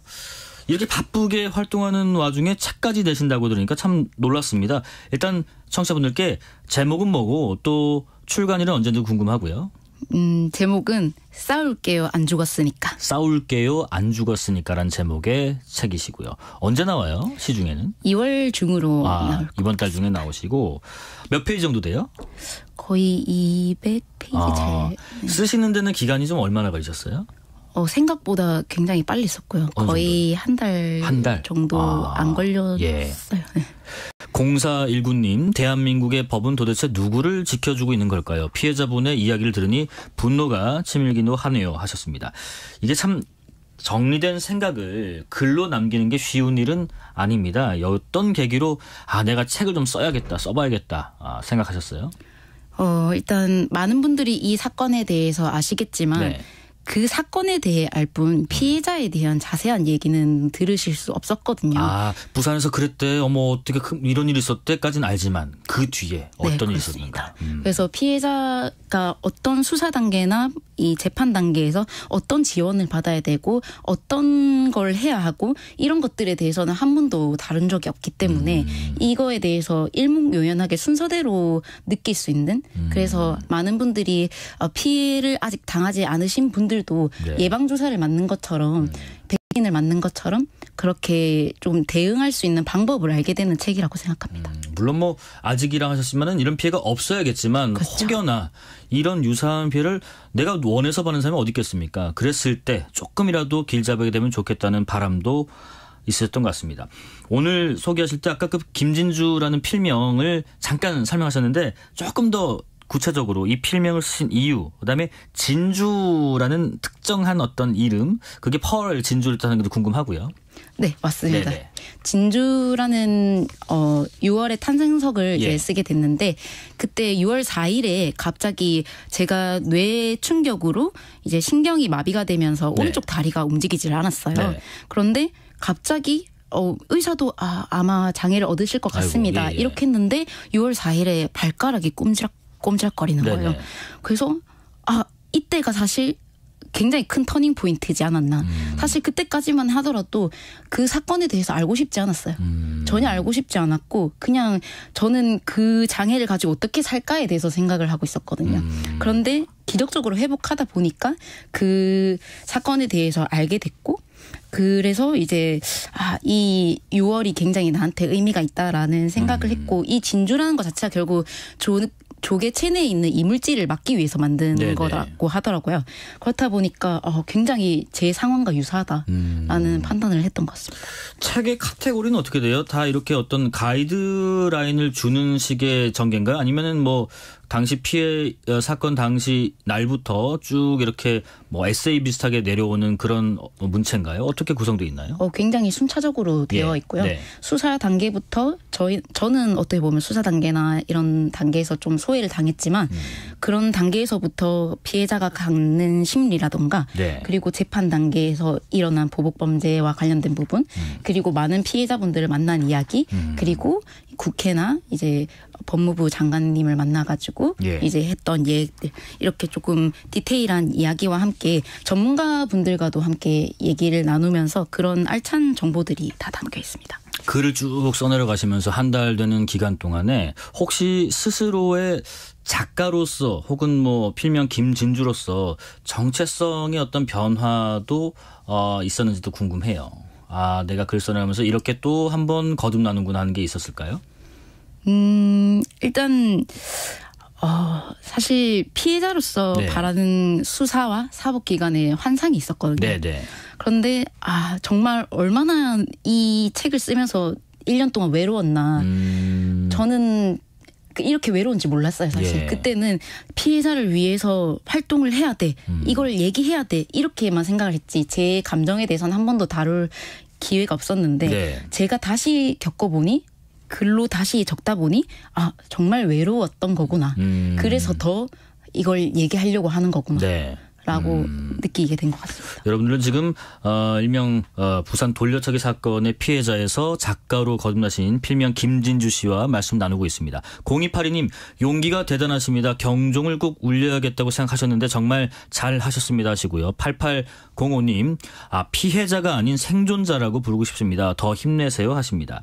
자 혹시요 우리 김진주 작가님께서 앞으로 나는 작가 아니면 뭐 연대 활동가 뭐 어떤 걸로 좀 불리면 좋겠다는 바람이 있으세요? 작가가 그래요? 괜찮은 것 같아요. 네, 그럼 계속해서 제가 작가님으로 호칭을 하겠습니다. 이 책에요.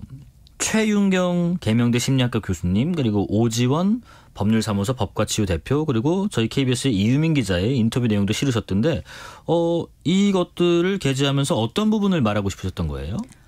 책 제목이 예. 싸울게요 안 죽었으니까잖아요. 예. 여튼 제가 살인 미수의 피해자이다 보니까 상계 기적인가 그리고 상계 다행인가 네. 한때는 이런 고민도 한 적이 있었어요. 괜히 살았다. 아이고. 이런 생각을 했었는데 네네.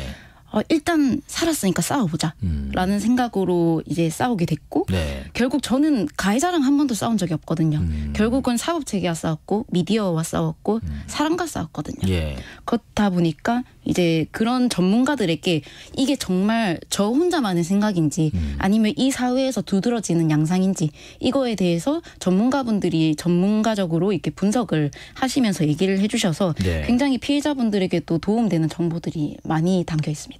그래서 이제 나의 어떤 시각과 이야기 주장도 있지만은 이것을 바라보는 전문성 있는 시각도 같이 좀 게재를 해서 좀 객관화도 하고 싶었다는 말씀이신 것 같고요. 책 목차를 또 살펴보니까 하나 또 눈에 뜨는 게 법무부 장관과의 대화라는 대목이 있던데 당시에 무슨 얘기가 오갔었나요? 그때는 사실 이야기를 좀 단호하게 했었는데요. 예. 피해자와 관련된 불편한 점을 얘기해달라고 하셔서 제가 조금 지금 생각하면 조금 발칙할지도 모르지만 예. 피해자의 인권이 지금 너무 지원이 너무 미흡한 건 사실 아니냐. 이걸 어떻게 한 통화로 끝내냐. 그러면서 이제 제가 메일 주소를 주시면 관련돼서 문서를 정리해서 보내드리겠다. 그래서 거의 한 5장, 8장? 이 정도를 보냈었던 것 같고 네. 그래서 이와 관련해서 뭐 보복 범죄를 일으키게 하면 안 된다. 그리고 양형 기준이 정말 결과와 관련 없는 반성이나 인정 같은 부분 그런 것들은 있어서는 안 된다. 그리고 피해자가 알려고 할 때 이 연락 복사를 제한하는 건 말이 안 된다. 이런 부분들을 좀 고쳐달라고 얘기를 했고 그리고 그걸 들으신 한동훈 법무부 전 장관님이 이제 범죄 피해자 지원 TF 부서를 마련해서 예. 지금도 계속 시정 중에 있는 걸로 알고 있습니다. 아, 이어가고 있나요? 네. 네네. 책 말미에요. 난 보복 편지 말고 회복 편지를 보낼래라고 달린 소제목 부분도 눈에 띄던데 이게 뭐 가해자와 관련된 내용일까요? 어떤 의미가 담긴 소제목인지 궁금하네요. 네, 가해자한테 보내는 편지이고요. 예. 사실 누구보다도 가해자가 교화됐으면 하는 사람이 저일 것 같은데요. 네. 지금 재판이 끝나고서는 사실 조금 희망을 놓았죠. 그런데도 불구하고 이 책을 보면 그나마 회복할 수 있을까? 내 마음을 조금이나마 이해할 수 있을까? 내가 왜 이랬는지 조금이라도 후회할 수 있을까? 그런 의미에서 가해자는 아마 모든 재판이 끝나고 나면 보복 편지를 보낼 거라는 걸 전 예감하고 있거든요. 예, 예. 그렇다 보니까 차라리 제가 먼저 보내겠다. 그리고 좀 정성스럽게 모든 한자 한자를 적어서 보내야겠다라는 생각으로 맨 끝에 구성을 했습니다. 그렇게 보내야겠다라고 해서 구체적으로 이 사람이 이 가해자가 무슨 생각을 하면 좋겠어요? 저는 솔직히 예. 말하자면 조금 저를 무서워하고 숨어 살았으면 좋겠어요. 그래요? 네. 네네. 작가분들은 이제 책이 나오면은 출판 기념회 아니면 뭐 독자와의 대화, 뭐 북 콘서트도 하고요. 이런 시간을 좀 일반적으로 갖는데 출간된 이후에 2월 안에 좀 나오면 뭐 비슷한 일정 같은 게 혹시 있을지 궁금하고 아니면 또 앞으로의 뭐 이런 책과 관련된 유의미한 계획들이 잡혀 있는 게 있으면 소개를 좀 해주실까요? 얼굴이 없는 피해자다 보니까 네. 그런 걸 감안해서 기획을 하고 있는 중이고 3월 안으로 그래도 많은 독자분들이랑 이야기할 수 있는 시간은 마련하고자 하고 있습니다. 그래요? 그러면은 독자분들하고 좀 이렇게 어쨌든 접해야 될 텐데 그때도 이제 사실 좀 드러나는 게 좀 부담스러우실 텐데 어떤 좀 장치 같은 걸 좀 마련해 놓고 소통을 해야겠네요. 네, 그런 방법은 열심히 강구 중에 있습니다. 네, 네. 그리고 또 SNS나 이런 공간에서는 또 활발하게 적극적으로 좀 교류하고 접하고 소통하시고 그러시잖아요, 그죠? 네, 네. 예. 조금 더 장기적으로 볼 때 이번에 출간 이후에 그다음에 뭐 이렇게 독자들과 만남 갖는 것 이후에 한 5년, 뭐 10년 좀 장기적인 어떤 플랜이나 조금 막연할 수 있어도 이런 계획이나 꿈 내지는 목표가 있다 싶은 게 있으면 혹시 말씀을 좀 해줄 수 있을까요? 저는 사실 책을 쓰게 된 게 예. 결국 범죄 피해자가 숨어 살지 않는 사회를 만들기 위해서였거든요. 그래서 이게 첫 단계라고 시작을 하고 네. 저는 근본적인 범죄나 범죄 피해에 대해서 편차를 줄이려면 결국 피해자가 어떤 교육을 받을 수 있는 온라인 교육 플랫폼이 필요하다고 생각을 해서 네. 지금 그와 관련해서 창업 준비를 하고 있고요. 그래서 이 범죄 피해자 대상으로 하는 것뿐만이 아니라 나아가서는 사회에 꼭 필요한 교육 플랫폼으로 나아가는 그런 일을 하고 싶습니다.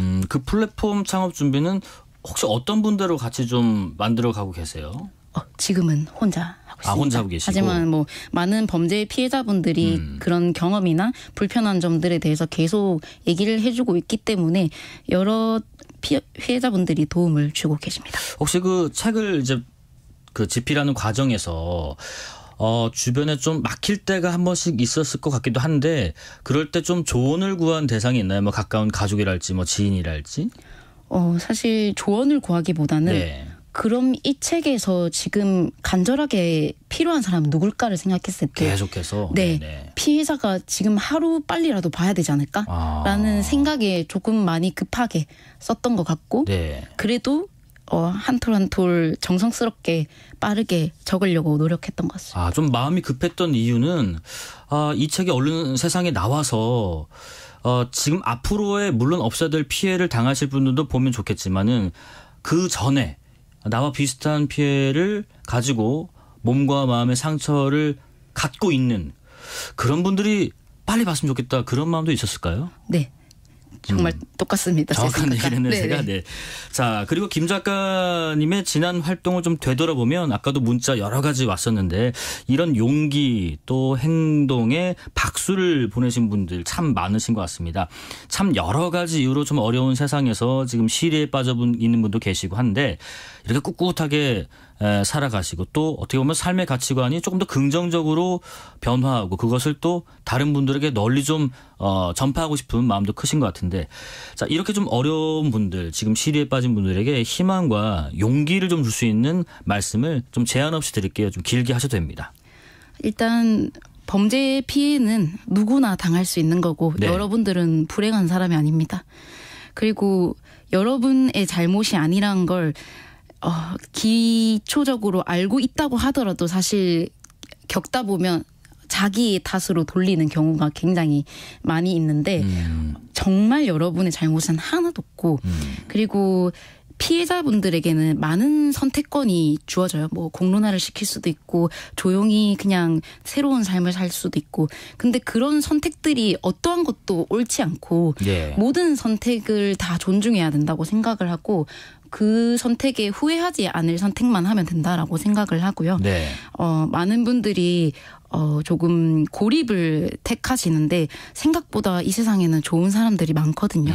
그렇다 보니까 조금 더 이기적으로 도움을 요청을 하셨으면 좋겠고 네. 많은 분들이 이제 범죄 피해를 겪지 않으신 분들 그리고 저도 옛날에는 그랬었고요.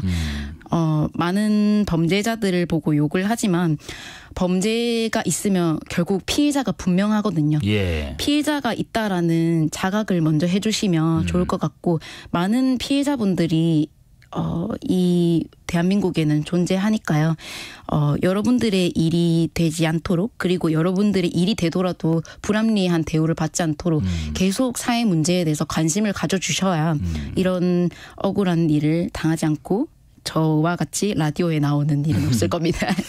혹시 그런 그 질문에는 어떤 답을 해줄 수 있을까요? 뭐냐면 왜 나한테 하필 이런 일이 생기지?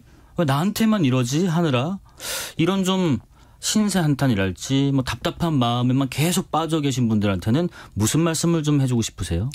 사실 제가 그랬고요. 네.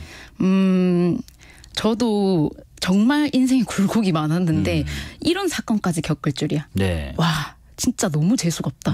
이런 생각을 했었는데 결국 그렇게 많은 굴곡이 있어서 이렇게 대처를 잘할 수 있었지 않나? 라는 생각이 들고 되게 삶이 단단하고 굵어진 것 같은 그런 느낌이 있거든요. 네네. 그렇다 보니까 우리가 타임머신이 개발되지 않는 이상 이런 고민은 결국 스스로 지옥을 만드는 거거든요. 그렇기 때문에 그런 것들보다는 어떻게 변화해 나가지? 어떻게 치료를 더 해보지? 이런 변화에 좀 집중을 하셨으면 좋겠다라고 생각합니다. 혹시 MBTI 어떻게 되세요? 저는 ENFP입니다. 그러시군요. 문자 몇 개만 읽어드리고 마무리할게요. 2358님 저는 세 자녀의 아빠입니다. 우리 국민들이 작가님을 지켜드릴게요 하시고요. 9778님 사건 영상 보기만 해도 정말 무서웠는데 이렇게 건강이 회복되신 것 아마도 피해자들을 위해 싸우고 좋은 제도를 만들기 위해서 아닐까요? 대단하고 용감하십니다 하시고요. 3993님 피해자에게 피해의식을 떨쳐버리고 당당하게 살라는 메시지 큰 울림으로 다가옵니다. 응원합니다 하셨습니다. 감사한 문자들 좀 읽어드렸고요. 여기까지 말씀 드려보겠습니다. 지금까지 부산 돌려차기 사건 피해자에서 싸울게요 안 죽었으니까의 작가로 거듭나신 필명 김진주 씨였습니다. 응원하겠습니다. 고맙습니다. 감사합니다. 자, 실시간 교통정보 알아보겠습니다. 교통정보센터 유하영 리포터 나와주세요. 네, 이 시각 교통정보입니다. 퇴근길 정체의 정점에 지나고 있습니다. 서울 시내에서는 올림픽대로 공항 방향 성수대교부터 가양대교까지 밀리고요. 1시간 5분 정도 걸립니다. 강변북로 일산 방향은 한남대교부터 가양대교까지 막히고 1시간 15분 정도 필요합니다. 고속도로는 돌발 구간이 있는데요. 서해안고속도로 서울 방향 서평택 분기점 1, 2, 3차로에서 사고 났습니다. 주변이 많이 혼잡하고요. 이 구간을 지나서도 8탄 분기점까지 길게 막히고 용담터널과 금천을 앞두고 속도 떨어집니다. 경부고속도로 서울 쪽으로 안성부터 동탄까지 긴 구간 막힙니다. 이 구간 지나는데 50분 정도 필요하고요. 반대 부산 쪽으로는 총 30km 막히는데 충청권 지나기가 가장 어렵습니다. 천안 일대에서 10km 넘게 밀립니다. KBS 교통정보센터였습니다.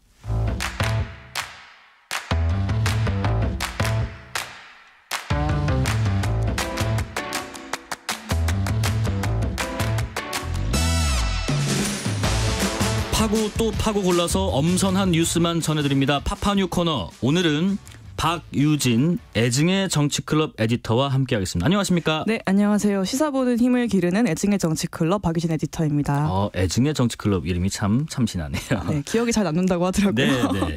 박유진 에디터 잘 부탁드리고요. 네. 자, 첫 번째 이슈는 이거는 저희가 한 이틀에 한 번 꼴로 지금 다루는 것 같은데 안 다룰 수 없습니다. 축구 얘기인데 네. 축구협회에서 아침에 일찍 긴급회의를 열었죠. 네, 사실 제가 상당히 축구 잘 모르는 사람인 편인데도 이 이슈는 너무 많이 들어가지고 저도 좀 알고 있는 편이었습니다. 네. 어제 축구협회 국가대표 전략강화위원회에서 국가대표팀의 클린스만 감독 경질을 건의를 했는데요. 하루 만에 최종 결정을 위한 긴급 이번 회의가 열렸습니다. 그렇죠. 네, 회의는 비공개로 진행이 됐고 정몽규 대한축구협회장이 결과를 직접 발표를 했습니다. 많은 분들이 예상을 했을 테고 또 그래야 한다는 여론도 좀 많았던 것 같은데 클린스만 감독에 대해서 어떻게 경질 결정을 정몽규 축구협회장이 했습니까? 네, 결국 교체를 하는 것으로 결정이 났고요. 원래 대표팀 감독 임기가 3년 6개월이고 클린스만 감독의 경우에는 3년 5개월로 이제 들어왔었는데 1년을 채 채우지 못하고 내려왔습니다. 네. 그래서 정몽규 회장이 기자회견을 마치고 고개 숙여 사죄까지 했는데요. 일부 축구 팬들은 클린스만 감독 퇴진에 더불어서 정몽규 회장도 사퇴를 하기를 요구하더라고요. 감독만 나가서는 안 된다. 협회장도 지금 나가라. 네, 이 사태에 대해 책임이 크다는 건데 그래서 축구대표팀 공식 서포터즈인 붉은 악마 응원단이 SNS를 통해서 정몽규 회장과 지도부 일괄 사퇴를 요구를 했었습니다. 사실 저희가 알기로는 클린스만 감독을 최초에 제안을 하고 접촉을 하고 영입을 주도적으로 했던 분이 정몽규 회장으로 알고 있는데 이렇게 그래서 어제 전략강화위원회에서 건의하고 나서 결정을 본인이 바로 한 건가요? 네, 그렇습니다. 이제 클린스만 감독이 2022년 카타르 월드컵을 이끈 파울루 벤투 감독 후임으로 영입이 됐었잖아요. 근데 이걸 주도한 게 정몽규 회장이 맞고요. 당시에도 사실 클린스만 감독 영입을 두고 전문가들 사이에서 꽤 논란이 있었다고 해요. 이미 감독으로서의 실적이 좋지 않다라는 평가가 굉장히 분분했기 때문에 의문을 표하는 사람들이 많았는데 당시 결정 과정에 대해서 이제 축구협회에서 구체적으로 밝힌 입장은 없습니다. 그러니까요. 그런 부분들이 요즘은 상당히 모든 게 좀 투명하게 이루어지면 좋은데 이게 사실 바이에른 뮌헨 시절도 그렇고 다른 리그에서도 그렇고 그렇게 좋은 평가는 아니었다. 물론 당대에 당연히 스타 플레이긴 했지만은 그렇죠. 선수로서는 훌륭했는데 그러다 보니까 클린스만 감독을 어떤 과정과 기준으로 영입을 했지 하는 의문도 참 많았고 이번 아시안컵의 결과론적으로 이렇게 경질 결정까지 됐고 한데 모르겠습니다. 클린스만 감독은 전략강화위원 회의 때도 화상으로 미국에서 참여를 했는데 오늘 어떤 반응을 내놨습니까? 궁금합니다. 사실 발표 직전에 본인 SNS에 그동안 고마웠고 행복했다 이런 류의 글을 올리기는 했는데요. 그냥 굿바이인 거를 염두에 두고 먼저 올린 건가요? 그렇죠. 네. 근데 그보다는 좀 주목을 받는 게 상당히 최근까지 이제 본인의 전략 부재보다는 선수 불화를 탓했다는 거예요. 그랬다더라고요. 네, 손흥민, 이강민 선수가 이제 경기 직전에 좀 물리적으로 충돌이 있었다라는 보도가 이제 뒤늦게 드러났었는데 이제 이거에 패배의 원인이 있다라고 좀 비판을 피하는 원인을 돌리는 모습이었습니다. 어제 김효민 축구 전문 기자하고도 같이 얘기 나눠봤는데 그러면 어쨌든 경질 결정이 됐고 축구협회는 어떻게 좀 다시 한번 재정비를 해야 되는 건 맞는데 당장 급한 게 지금 다음 달에 북중미 월드컵 예선전 치러야 된단 말이죠. 그렇죠. 그러면은 감독이 없어요. 어떻게 해 나가는 거예요? 일단은 임시감독 체제로 한다고 하고요. 그래요? 경기가 다음 달 21일이랑 26일에 있습니다. 그래서 정몽규 회장이 차기 감독 선임에 이제 바로 착수하겠다라고 발표를 했고요. 네. 더불어서 이제 전략강화위원회도 새로 구성을 하고 위원장도 새로 위촉을 하겠다라고 밝힌 상황입니다. 참 갈 길은 바쁜데 네. 참 이 어수선한 상황이고 뭐 경질에 임시 감독 체제 아시아의 최대 축구 강국인 우리나라에서 어떻게 이런 일이 자꾸 발생하는지 참 안타깝긴 합니다. 네. 더 이상의 어떤 갈등 없이 좀 체계적으로 면밀하게 진단을 해서 상황을 잘 정리를 하면 좋겠습니다. 다음 소식 보겠습니다. 의대 증원 관련된 여러 가지 소식인데요. 지금 일명 빅5 대형 병원의 전공의들 뭐 어떤 행동을 보일까 많이들 염려도 하시고 예의주시하고 있었는데 전원 사직서를 제출하기로 했습니까? 네, 그렇습니다. 일단 빅5 병원이 이제 어디인지 궁금해하시는 분들도 계실 것 같아서 서울대, 세브란스, 삼성서울, 서울 아산, 서울 성모병원을 말하는데요. 네. 이제 오늘 대한전공의 협의회에서 빅5 병원 전공의 대표들과 논의를 해가지고 해당 병원 전공의 전원이 사직서를 제출하기로 결정을 했다고 밝혔습니다. 사직서를 그러면 지금 바로 냈나요? 오늘 냈어요? 19일에 낼 계획이고요. 네. 그리고 바로 다음 날이죠. 이제 20일 오전 6시부터 근무를 중단할 계획이라고 밝혀놓은 상황이에요. 뭐 사직서 수리 여부와 관계없이 그냥 내놓고 이제 근무를 중단한다. 네, 그렇습니다. 우선은 전공의들이 이렇게 특히나 빅5 여기 상당히 전국에서 많이 찾는단 말이죠. 떠나게 되면 의료 현장에서 당연히 의료 공백이 있을 테고. 그렇죠. 어떻습니까? 네, 사실 이제 저희가 또 좀 기초부터 따지는 특성이 있기 때문에 애증의 정치클럽은 이제 전공의라는 사람은 이제 전문의 자격을 얻기 위해 수련을 받는 인턴 또는 레지던트예요. 그래서 이분들의 이제 빅5 병원 의사 중에 비중이 37%에 달합니다. 이 인력이 빠지면은 상당히 혼선이 있을 것 같고요. 그리고 비중도 큰데 사실 그것보다 심각한 게 전공의들이 대체로 응급당직의 핵심 인력입니다. 그래서 이분들이 이제 집단으로 병원을 떠나면은 당장 응급실 운영에 좀 차질이 생길 수 있을 것 같습니다. 그렇겠죠. 10명 중에 4명 가까이가 빠지게 되는 건데 차질이 있을 수 있고 그중에서도 응급실 말 그대로 정말 응급 환자 들어가는 그 응급실이 당장 빌 수도 있다고 하니까 좀 우려가 되는데 빅5가 이렇게 움직이면 다른 병원도 영향을 받을 것 같은데 어떻습니까? 사실 이미 동참하는 움직임이 나오고 있어요. 그래요? 이미 전국 7개 병원에서 전공의 154명이 사직서를 제출한 것으로 확인이 됐고요. 그리고 더불어 의대생들도 영향을 받아 단체 활동에 나서고 단체 행동에 나서고 있습니다. 네, 전국 35개 의과대학 학생 대표들이 20일 그러니까 아까 말씀드렸던 빅5 전공의들의 근무 중단일이죠. 여기에 맞춰서 동맹 휴학을 하기로 했습니다.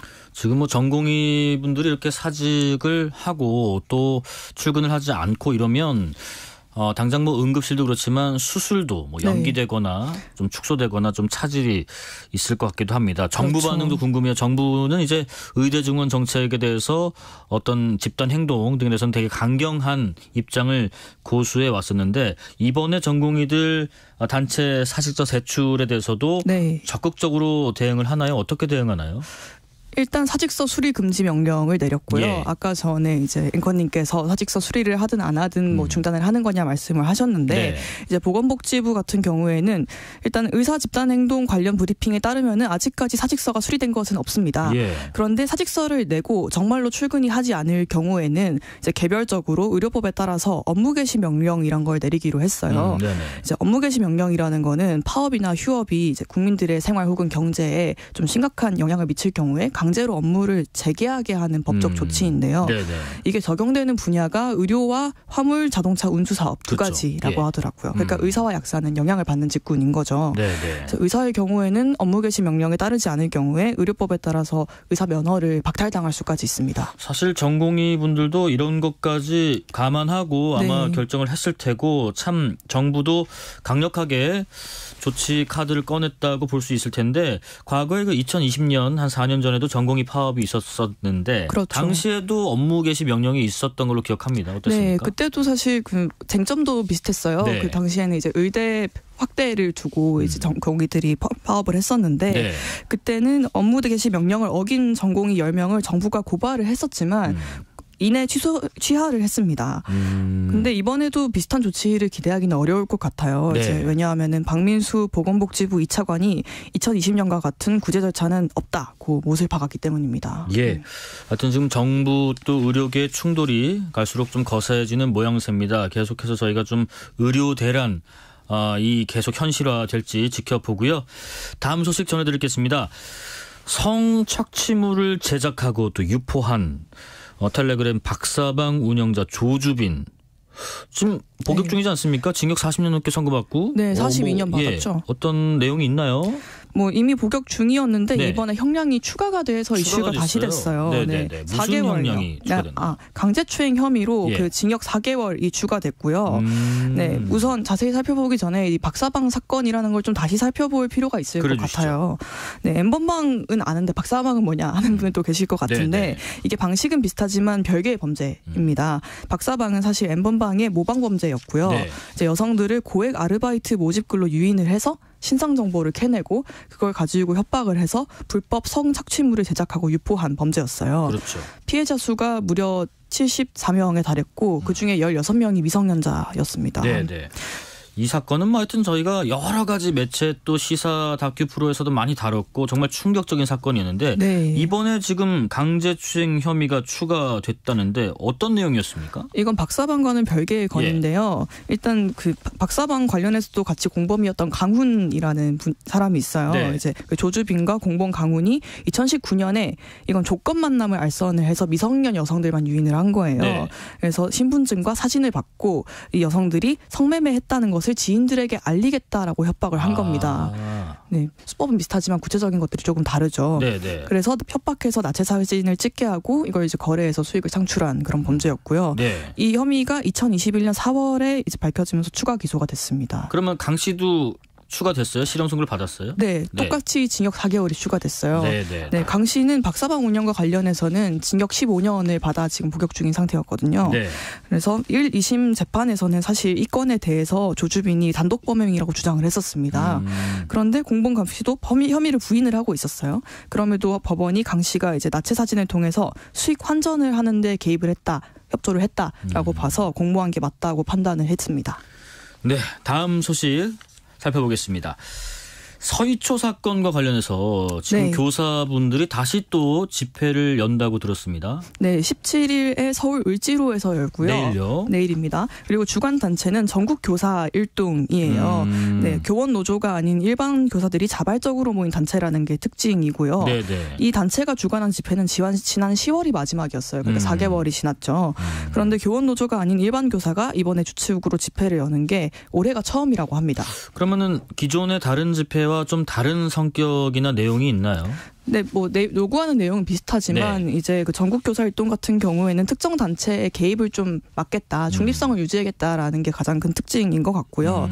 이제 요구하는 내용들을 보면은 우선 가장 큰 게 서희초 교사 순직 인정 촉구입니다. 네, 이제 서희초 교사 유족들이 지난 8월에 순직을 신청을 했고요. 그리고 오는 21일에 순직 여부를 결정하는 최종 절차가 진행이 되거든요. 예. 그래서 줄곧 이제 전국 교사 일동에서 그리고 그 외의 교사 단체들에서도 이제 순직 인정을 빠르게 좀 진행을 해달라라고 요구를 해왔습니다. 네. 지금 근데 또 집회 슬로건을 좀 살펴보니까 네. 서희초 이 순직 인정 촉구도 있지만은 공교육 정상화 시작이라는 내용도 있던데 이건 어떤 내용인가요? 네, 크게 두 가지인데요. 예. 이제 우선 그 이번 집회에서는 정부의 늘봄학교 전면 확대에 반대하는 성격이 있어요. 아, 그래요? 네, 늘봄학교는 이제 정부에서 지난해부터 적극 추진하고 있는 정책이죠. 네. 이제 초등학교에서 이제 좀 더 정규 수업 외에 더 긴 시간에도 이제 돌봄 서비스를 제공한다는 아침 건데요. 일찍부터 저녁 늦게까지. 그렇습니다. 네. 8시까지 있고요. 그래서 올해 1학기에 전국 2,700개 초등학교에서 실시가 되고 네. 2학기부터는 전체 초등학교로 확대를 할 계획입니다. 그런데 이게 교사들의 업무를 좀 과중시킨다라는 게 있어서 이제 네. 반발이 좀 있는 상황이고요. 예. 네. 그러니까 업무 과중도 있지만은 뭐 기타 여러 가지 뭐 안전에 대한 책임 네. 여부 뭐 이런 것들 등등등 부담되는 요소들이 좀 있는 것 같은데 정부에서도 지금 이런 업무 과중이나 책임 소재 논란에 대해서 네. 대안을 내놓고는 있지 않습니까? 네, 그렇습니다. 일단 1학기에는 과도기니까 예. 기간제 교원을 좀 투입을 해서 업무가 이제 기존 교사들에게 가는 걸 막겠다라고 했고요. 2학기부터는 늘봄 실무 직원이라는 이제 직책을 학교에 배치를 할 예정입니다. 네. 그래서 이분들이 이제 늘봄학교 이전에 방과후학교, 돌봄학교실 같은 그 기존의 돌봄 프로그램들이 있었잖아요. 네네. 여기에 관련된 업무들과 늘봄학교의 행정 업무를 모두 담당을 해서 좀 교사들의 업무를 줄여줄 예정이라고 합니다. 예. 근데 다만 교원들 같은 경우에는 현장에서 상황을 살펴보면은 실제로 그렇게 운영되기가 어렵다라고 비판을 하고는 있어요. 그렇군요. 어쨌든 이 사건 이후에 교사단체 분들이 가장 강조한 거는 교권 회복일 텐데 네. 이번 집회에서 혹시 논의되는 사안도 있나요? 네, 제가 아까 크게 그 공교육 회복 관련해서 두 가지라고 했는데 예. 이제 그 두 번째가 이거예요. 그 아동복지법 개정 촉구입니다. 네, 현행 아동복지법에 따르면은 이제 아동의 정서적 학대가 금지되어 있는데, 네. 근데 이게 정확히 어떤 행위인가 규정이 되어 있지 않은 거예요. 그래서 이제 교사들이 이제 지도 과정에서 하는 어떤 행동들을 가지고 정서적 학대다라면서 좀 무분별한 아동학대 신고를 할 수 있다는 문제 의식입니다. 네. 그래서 교사단체에서 이걸 좀 개정을 해서 교사들이 이제 무분별한 그런 아동학대 신고를 당하지 않도록 보호를 해달라고 요청을 하고 있습니다. 알겠습니다. 여기까지 말씀 듣겠습니다. 지금까지 박유진 애증의 정치클럽 에디터였습니다. 고맙습니다. 네, 고맙습니다.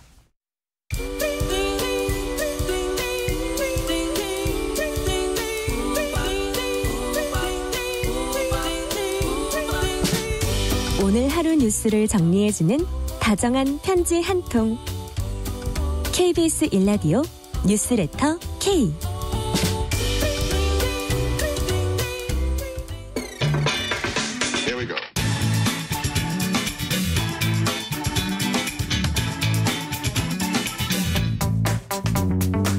금요일 저녁은 시사를 초월해서 문화 이야기를 나눠봅니다. 뉴스레터 K 금요일의 코너죠. 금시초문. 어디 가도 못 듣는 문화 이야기 전해주실 박희아 대중문화평론가 모셨습니다. 안녕하십니까? 네, 안녕하세요. 박희아입니다. 오늘 저는 이 주제요. 네. 개인적으로 상당히 다뤄보고 싶었습니다. 개인적으로는 저도 굉장히 다뤄보고 싶었던. 한번 얘기 나눠보시죠. 네. 연애 프로그램 얘기라고 들었습니다. 네, 굉장히 흥미로운 얘기인데요. 네. 요새 리얼리티 연애 프로그램의 전성시대 이 말 들어보셨죠? OTT 플랫폼 들어가 보면 거의 뭐 1, 2위, 3위 안에 다 들어있어요. 맞아요. 수십 개에 달하는 유사 프로그램들까지도 나오고 있는 상황인데 네. ENA와 SBS 플러스 공동 제작인 나는 솔로, 그리고 넷플릭스의 솔로지옥, 티빙의 환승연애 등 굉장히 많은 프로그램들이 있습니다. 그중에서도 이제 솔로지옥 같은 경우에는 넷플릭스 한국 시리즈 최초로 4번째 시즌 제작을 확정지었다고 해요. 네. 그리고 환승연애 시즌 3는 티빙의 자체 제작물 가운데에서 첫 주 유료 가입 기여자 수 역대 1위에 올랐다고 합니다. 지금 이게 뭐 4번째 시즌 들어가는 것도 있고요. 네. 시즌 3도 있고요 하잖아요. 그렇죠. 저는 가끔씩 뭐 동료나 친구들하고 대화할 때 대화가 안 통하더라고요. 그거 봤냐요? 네.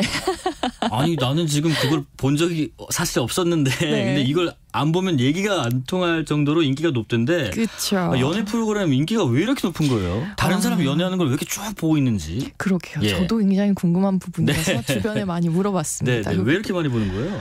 일단은 간접 체험이라는 게 있잖아요. 네. 근데 이 간접 체험이라는 게 낯선 것들을 간접 체험하는 게 아니라 이미 내가 알고 있는 것들을 바탕으로 간접 체험을 새로운 경험을 누리는 거예요. 그러니까 사람들이 익숙한 걸 좋아하다 보니까 그 익숙한 맛 안에서 공감의 맛을 또 찾아내는 그런 이제 핵심이 되지 않나라고 생각합니다.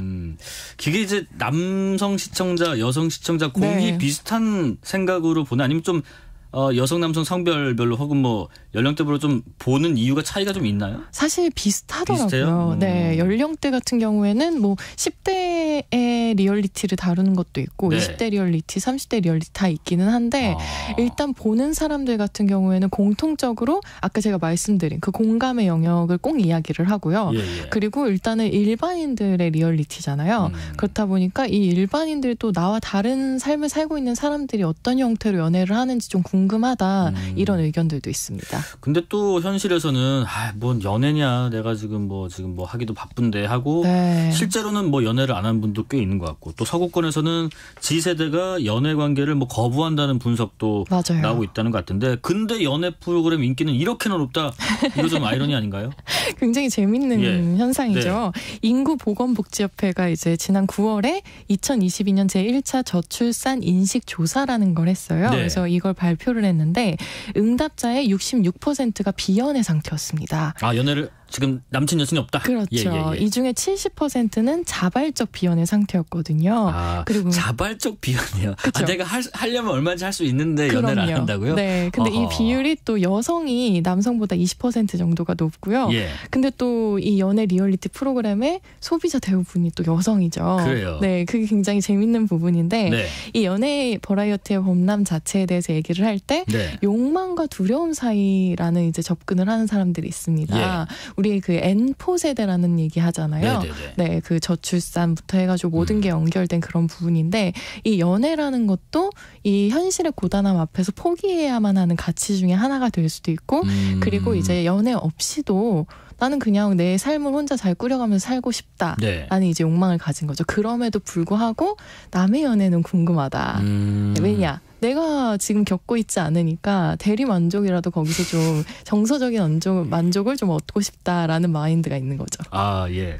저는 그 마인드를 좀 조금은 좀 더디게 따라하고 있는 것 같은데 어쨌든 연애라는 큰 주제는 있지만 프로그램마다 지금 시즌 3, 4까지 가는 것들은 각 컨셉이 좀 다른 것 같은데 이 어떤 면들이 좀 우리한테 좀 중독성을 일으키는 부분이 있는 걸까요? 프로그램별로. 네. 이게 연애 프로그램별로 차이들이 좀 있는데 환승연애라는 프로그램은 이미 이별을 한 연인들이 합의하에 함께 출연을 해요. 야, 이거 정말 저도 한번 보다가 중간에 좀 못 보겠던데 와, 이게 가능한가 싶습니다. 환승연애. 네, 환승연애는 이제 이런 서사를 가진 연인들이 출연을 하고요.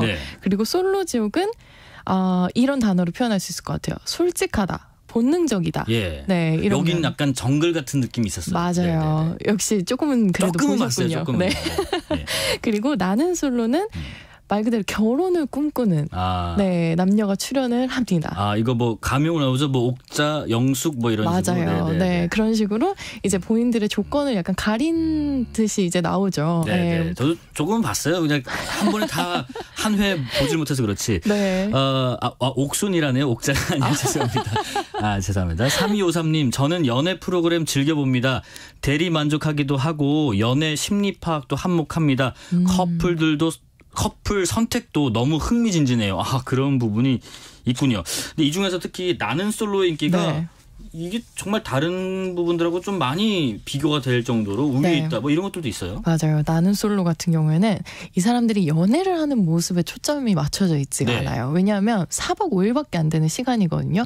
그렇다 보니까 이 사람들이 커플이 되기까지의 그 짧은 과정을 압축적으로 굉장히 함축적으로 보여주기 때문에 여기를 관찰을 하는 재미가 있는 거예요. 그래서 약간 인간 다큐멘터리 같다라는 얘기가 나오는 것도 이 사람들한테 막 공감을 하면서 본다기보다는 워낙에 속도감 자체가 있다 보니까 이 사람들을 관찰을 하고 그 안에서 이제 찾아내는 거죠. 자기가 재밌어 하는 이제 사람, 인물, 그 와중에는 이제 소위 빌런이라고 말하는 그런 사람들도 있고요. 박혜아 평론가께서는 물론 평론은 하시지만 그와 별개로 내가 일 때문에 봐야 하는 거 말고 이런 연애 프로그램 보세요? 사실 좀 저는 찾아보세요? 안 찾아봅니다. 왜 안 찾아보세요? 아까 말씀해 주신 분과 정확히 반대의 이유일 것 같은데 저는 남의 연애가 궁금하지 않아요. 자, 평론가님들 일적으로 보신다. 뭐 개인의 취향이니까요. 그렇죠. 자, 어쨌든 지금 우리 KBS 1라디오 뉴스 K 박희아 평론가와 함께 연애 프로그램 열풍에 대해서 이야기 나누고 있고요. 지금 2022년에는 지상파 또 케이블 또 OTT 뭐 유튜브까지 연애 예능만 25개가 만들어졌다고 하던데 이게 주목을 끈다는 게 가장 첫 번째 이유겠지만은 이게 돈이 되고 산업적인 이유가 있으니까 이렇게 많이 만드는 것 같기도 한데 어떻습니까? 네, 우선은 만들기 쉽다는 게 굉장히 큰 장점이죠. 다른 예능보다 만들기 쉽다. 왜냐하면 제작진이 어떤 상황에 개입을 할 필요가 거의 없는 이제 작품이기 때문에 그게 좀 쉬운 면이 있고요. 일단 어떤 설정 자체만 만들어 놓으면 예를 들어서 환승연애는 이별한 연인, 뭐 나는 솔로는 결혼을 꿈꾸는 남녀 이런 식으로 설정만 만들어 놓으면 그 안에서 출연진들이 많은 역학관계를 만들어내는 거예요. 그래서 어떤 상황의 변주라는 것이 이 사람들을 통해서 일어나지 무슨 뭐 제작진들이 자기적으로 넣은 상황들은 크게 영향을 끼치지 못합니다. 뭐 대본을 뭐 만든다든가 아니면 뭐 어떤 장치를 건다든가 이런 것보다는 최소한으로 해서 그들의 어떤 모습을 관찰하는. 그래서 어떻게 보면은 효율적으로 프로그램을 만드는 거네요. 맞습니다. 네네. 굉장히 효율적이고요. 그리고 화제성 자체도 너무 자연스러운 모습에서 우러나오다 보니까 많을 수밖에 없잖아요. 네, 그래서 관심을 갖는 사람들이 많아지다 보니까 계속 이런 프로그램도 양산이 되고 있는 거죠. 근데 이제 뭐 화제성도 있고 어떤 산업 환경도 있고 효율적인 제작 여건도 있어서 많이 만들어지긴 하겠지만은 혹시 연애 프로그램들 예능 프로그램 좀 너무 과몰입해서 생길 수 있는 부작용이랄지 또 만드는 사람들이 이런 건 그래도 조금 조심해야 될 부분이 있어 하는 부분이랄지. 일단은 조금 우려되는 지점이 저도 있어요. 뭔가요? 스탠퍼드 대학교의 의과대학 정신의학 중독의학 교수인 애나 렘키가 쓴 책이 있는데요. 도파민 네이션, 쾌락 과잉 시대에서 균형 찾기라는 책이 있습니다. 근데 여기서 이제 이 애나 렘키 교수가 뭐라고 얘기를 하냐면 끊임없는 쾌락 추구와 고통 회피는 고통을 낳는다. 라고 얘기를 해요. 그러니까 우리가 요새 얘기하듯이 도파민이라는 이제 단어를 많이 쓰는데 도파민 터진다, 도파민에 쩔어 있다 이런 얘기들을 하게 되는데 이것들이 우리한테 이제 예를 들어서 유튜브 쇼츠라던가 그리고 인스타그램 릴스라던가 그리고 이런 연애 프로그램에 순간순간 만들어지는 그런 자극적인 요소들 그것들이 우리를 자극을 하잖아요. 근데 이게 오히려 어떤 사람들은 현실을 회피하고자 하는 욕망에서 나온 거라는 분석을 하는 거죠. 근데 이 분석이 되게 의미도 있고 그리고 실제로 그런 마인드들을 갖고 있기 때문에 이 현실에서부터 도피하고자 하는 이 마음 때문에 사람들이 연애 프로그램에 집중을 하게 되고 남의 연애에 그토록 집중을 하게 된다. 하지만 이것이 이 삶을 윤택하게 만드는데 얼마나 도움이 되겠냐라는 의문들을 좀 제기를 합니다. 저는 이런 전문적인 어떤 우려도 있지만 저는 이 연애 프로그램 만약에 남자친구 여자친구가 혹은 신혼부부 같이 보다 저는 싸울까 봐. 실제로 많이 싸운대요. 오빠 왜 갑자기 깜짝 놀래? 오빠도 저랬어? 이렇게 한다든지 저것 좀 봐. 저렇게 달콤한 거 왜 자기는 안 해줘? 뭐 이런다든지 싸울까 봐.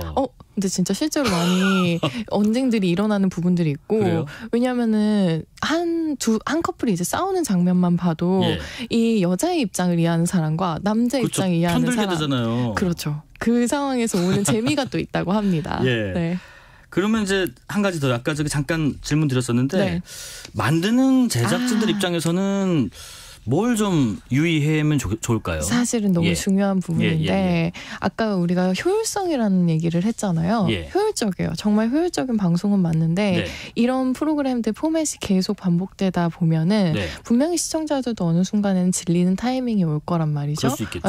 그러면은 그때 가서 크리에이티브한 걸 또 생각을 해내자 하면은 지금껏 이 소위 말하는 도파민 중독이 된 사람들에게 얼마나 새로운 걸 내놓을 수 있을지에 그러면 좀 대한 더 자극적으로 갈 수밖에 없을까요? 그렇죠. 그러니까 계속 끊임없이 자극적인 콘텐츠를 찾게 되고 예를 들어서 최근에 이 남매가 있는 사람들한테 굉장히 약간의 경악을 불러일으킨 프로그램이 곧 런칭을 하는데요. 그래요? 남매가 서로의 연애 상대를 이제 골라주고 이제 체킹하게 되는 그런 프로그램이 또 런칭을 합니다. 그래가지고 이 프로그램 런칭한다는 소식을 듣고 와 진짜 이건 자극의 끝이다. 너무 재미있겠지만 그만큼 또 너무 자극적이다라는 얘기가 또 나오기도 했습니다. 하여튼 뭐 연애 프로그램이 무조건 뭐 해악이 있다 이런 건 아니고 저희가 이제 상당히 재미있게 보고 많이 이제 즐기고 취향별로 이제 연애 프로그램도 컨셉별로 골라서 보긴 하는데 이런 부분도 한번 생각해 봄직하다 그런 의견 한번 나눠봤습니다. 자 여기까지 말씀 듣겠습니다. 뉴스레터 K 금요일 코너 금시초문 박희아 대중문화 평론가와 말씀 나눠봤습니다. 고맙습니다. 감사합니다. 자 오늘은요 폴킴이 부른 모든 날 모든 순간 들으면서 이 시간 마무리할까 하고요. 문자 몇 개 소개해드리겠습니다. 7692님 라디오 주파수를 돌리다가 어제부터 듣기 시작했습니다. 감사합니다. 잘 듣고 있습니다. 정치 쪽에는 관심조차 없었는데 그저 마냥 듣고만 있어도 좋네요. 이 말 참 좋네요. 조금씩 알아간다는 것이 좋습니다. 감사합니다. 9655님 뉴스레터 K, KBS 1라디오 채널에서 가장 흥미진진한 방송이다. 파이팅 하십니다. 감사합니다. 자, 노래 들으시고요. 오늘 뉴스레터 K 여기까지입니다. 커피 쿠폰 받으실 분들은 뉴스레터 K 홈페이지를 확인해 주시고요. 오늘도 여러분과 함께 세상 읽어봤습니다. 지금까지 뉴스레터 K, KBS 김용준이었습니다. 주말 잘 보내십시오.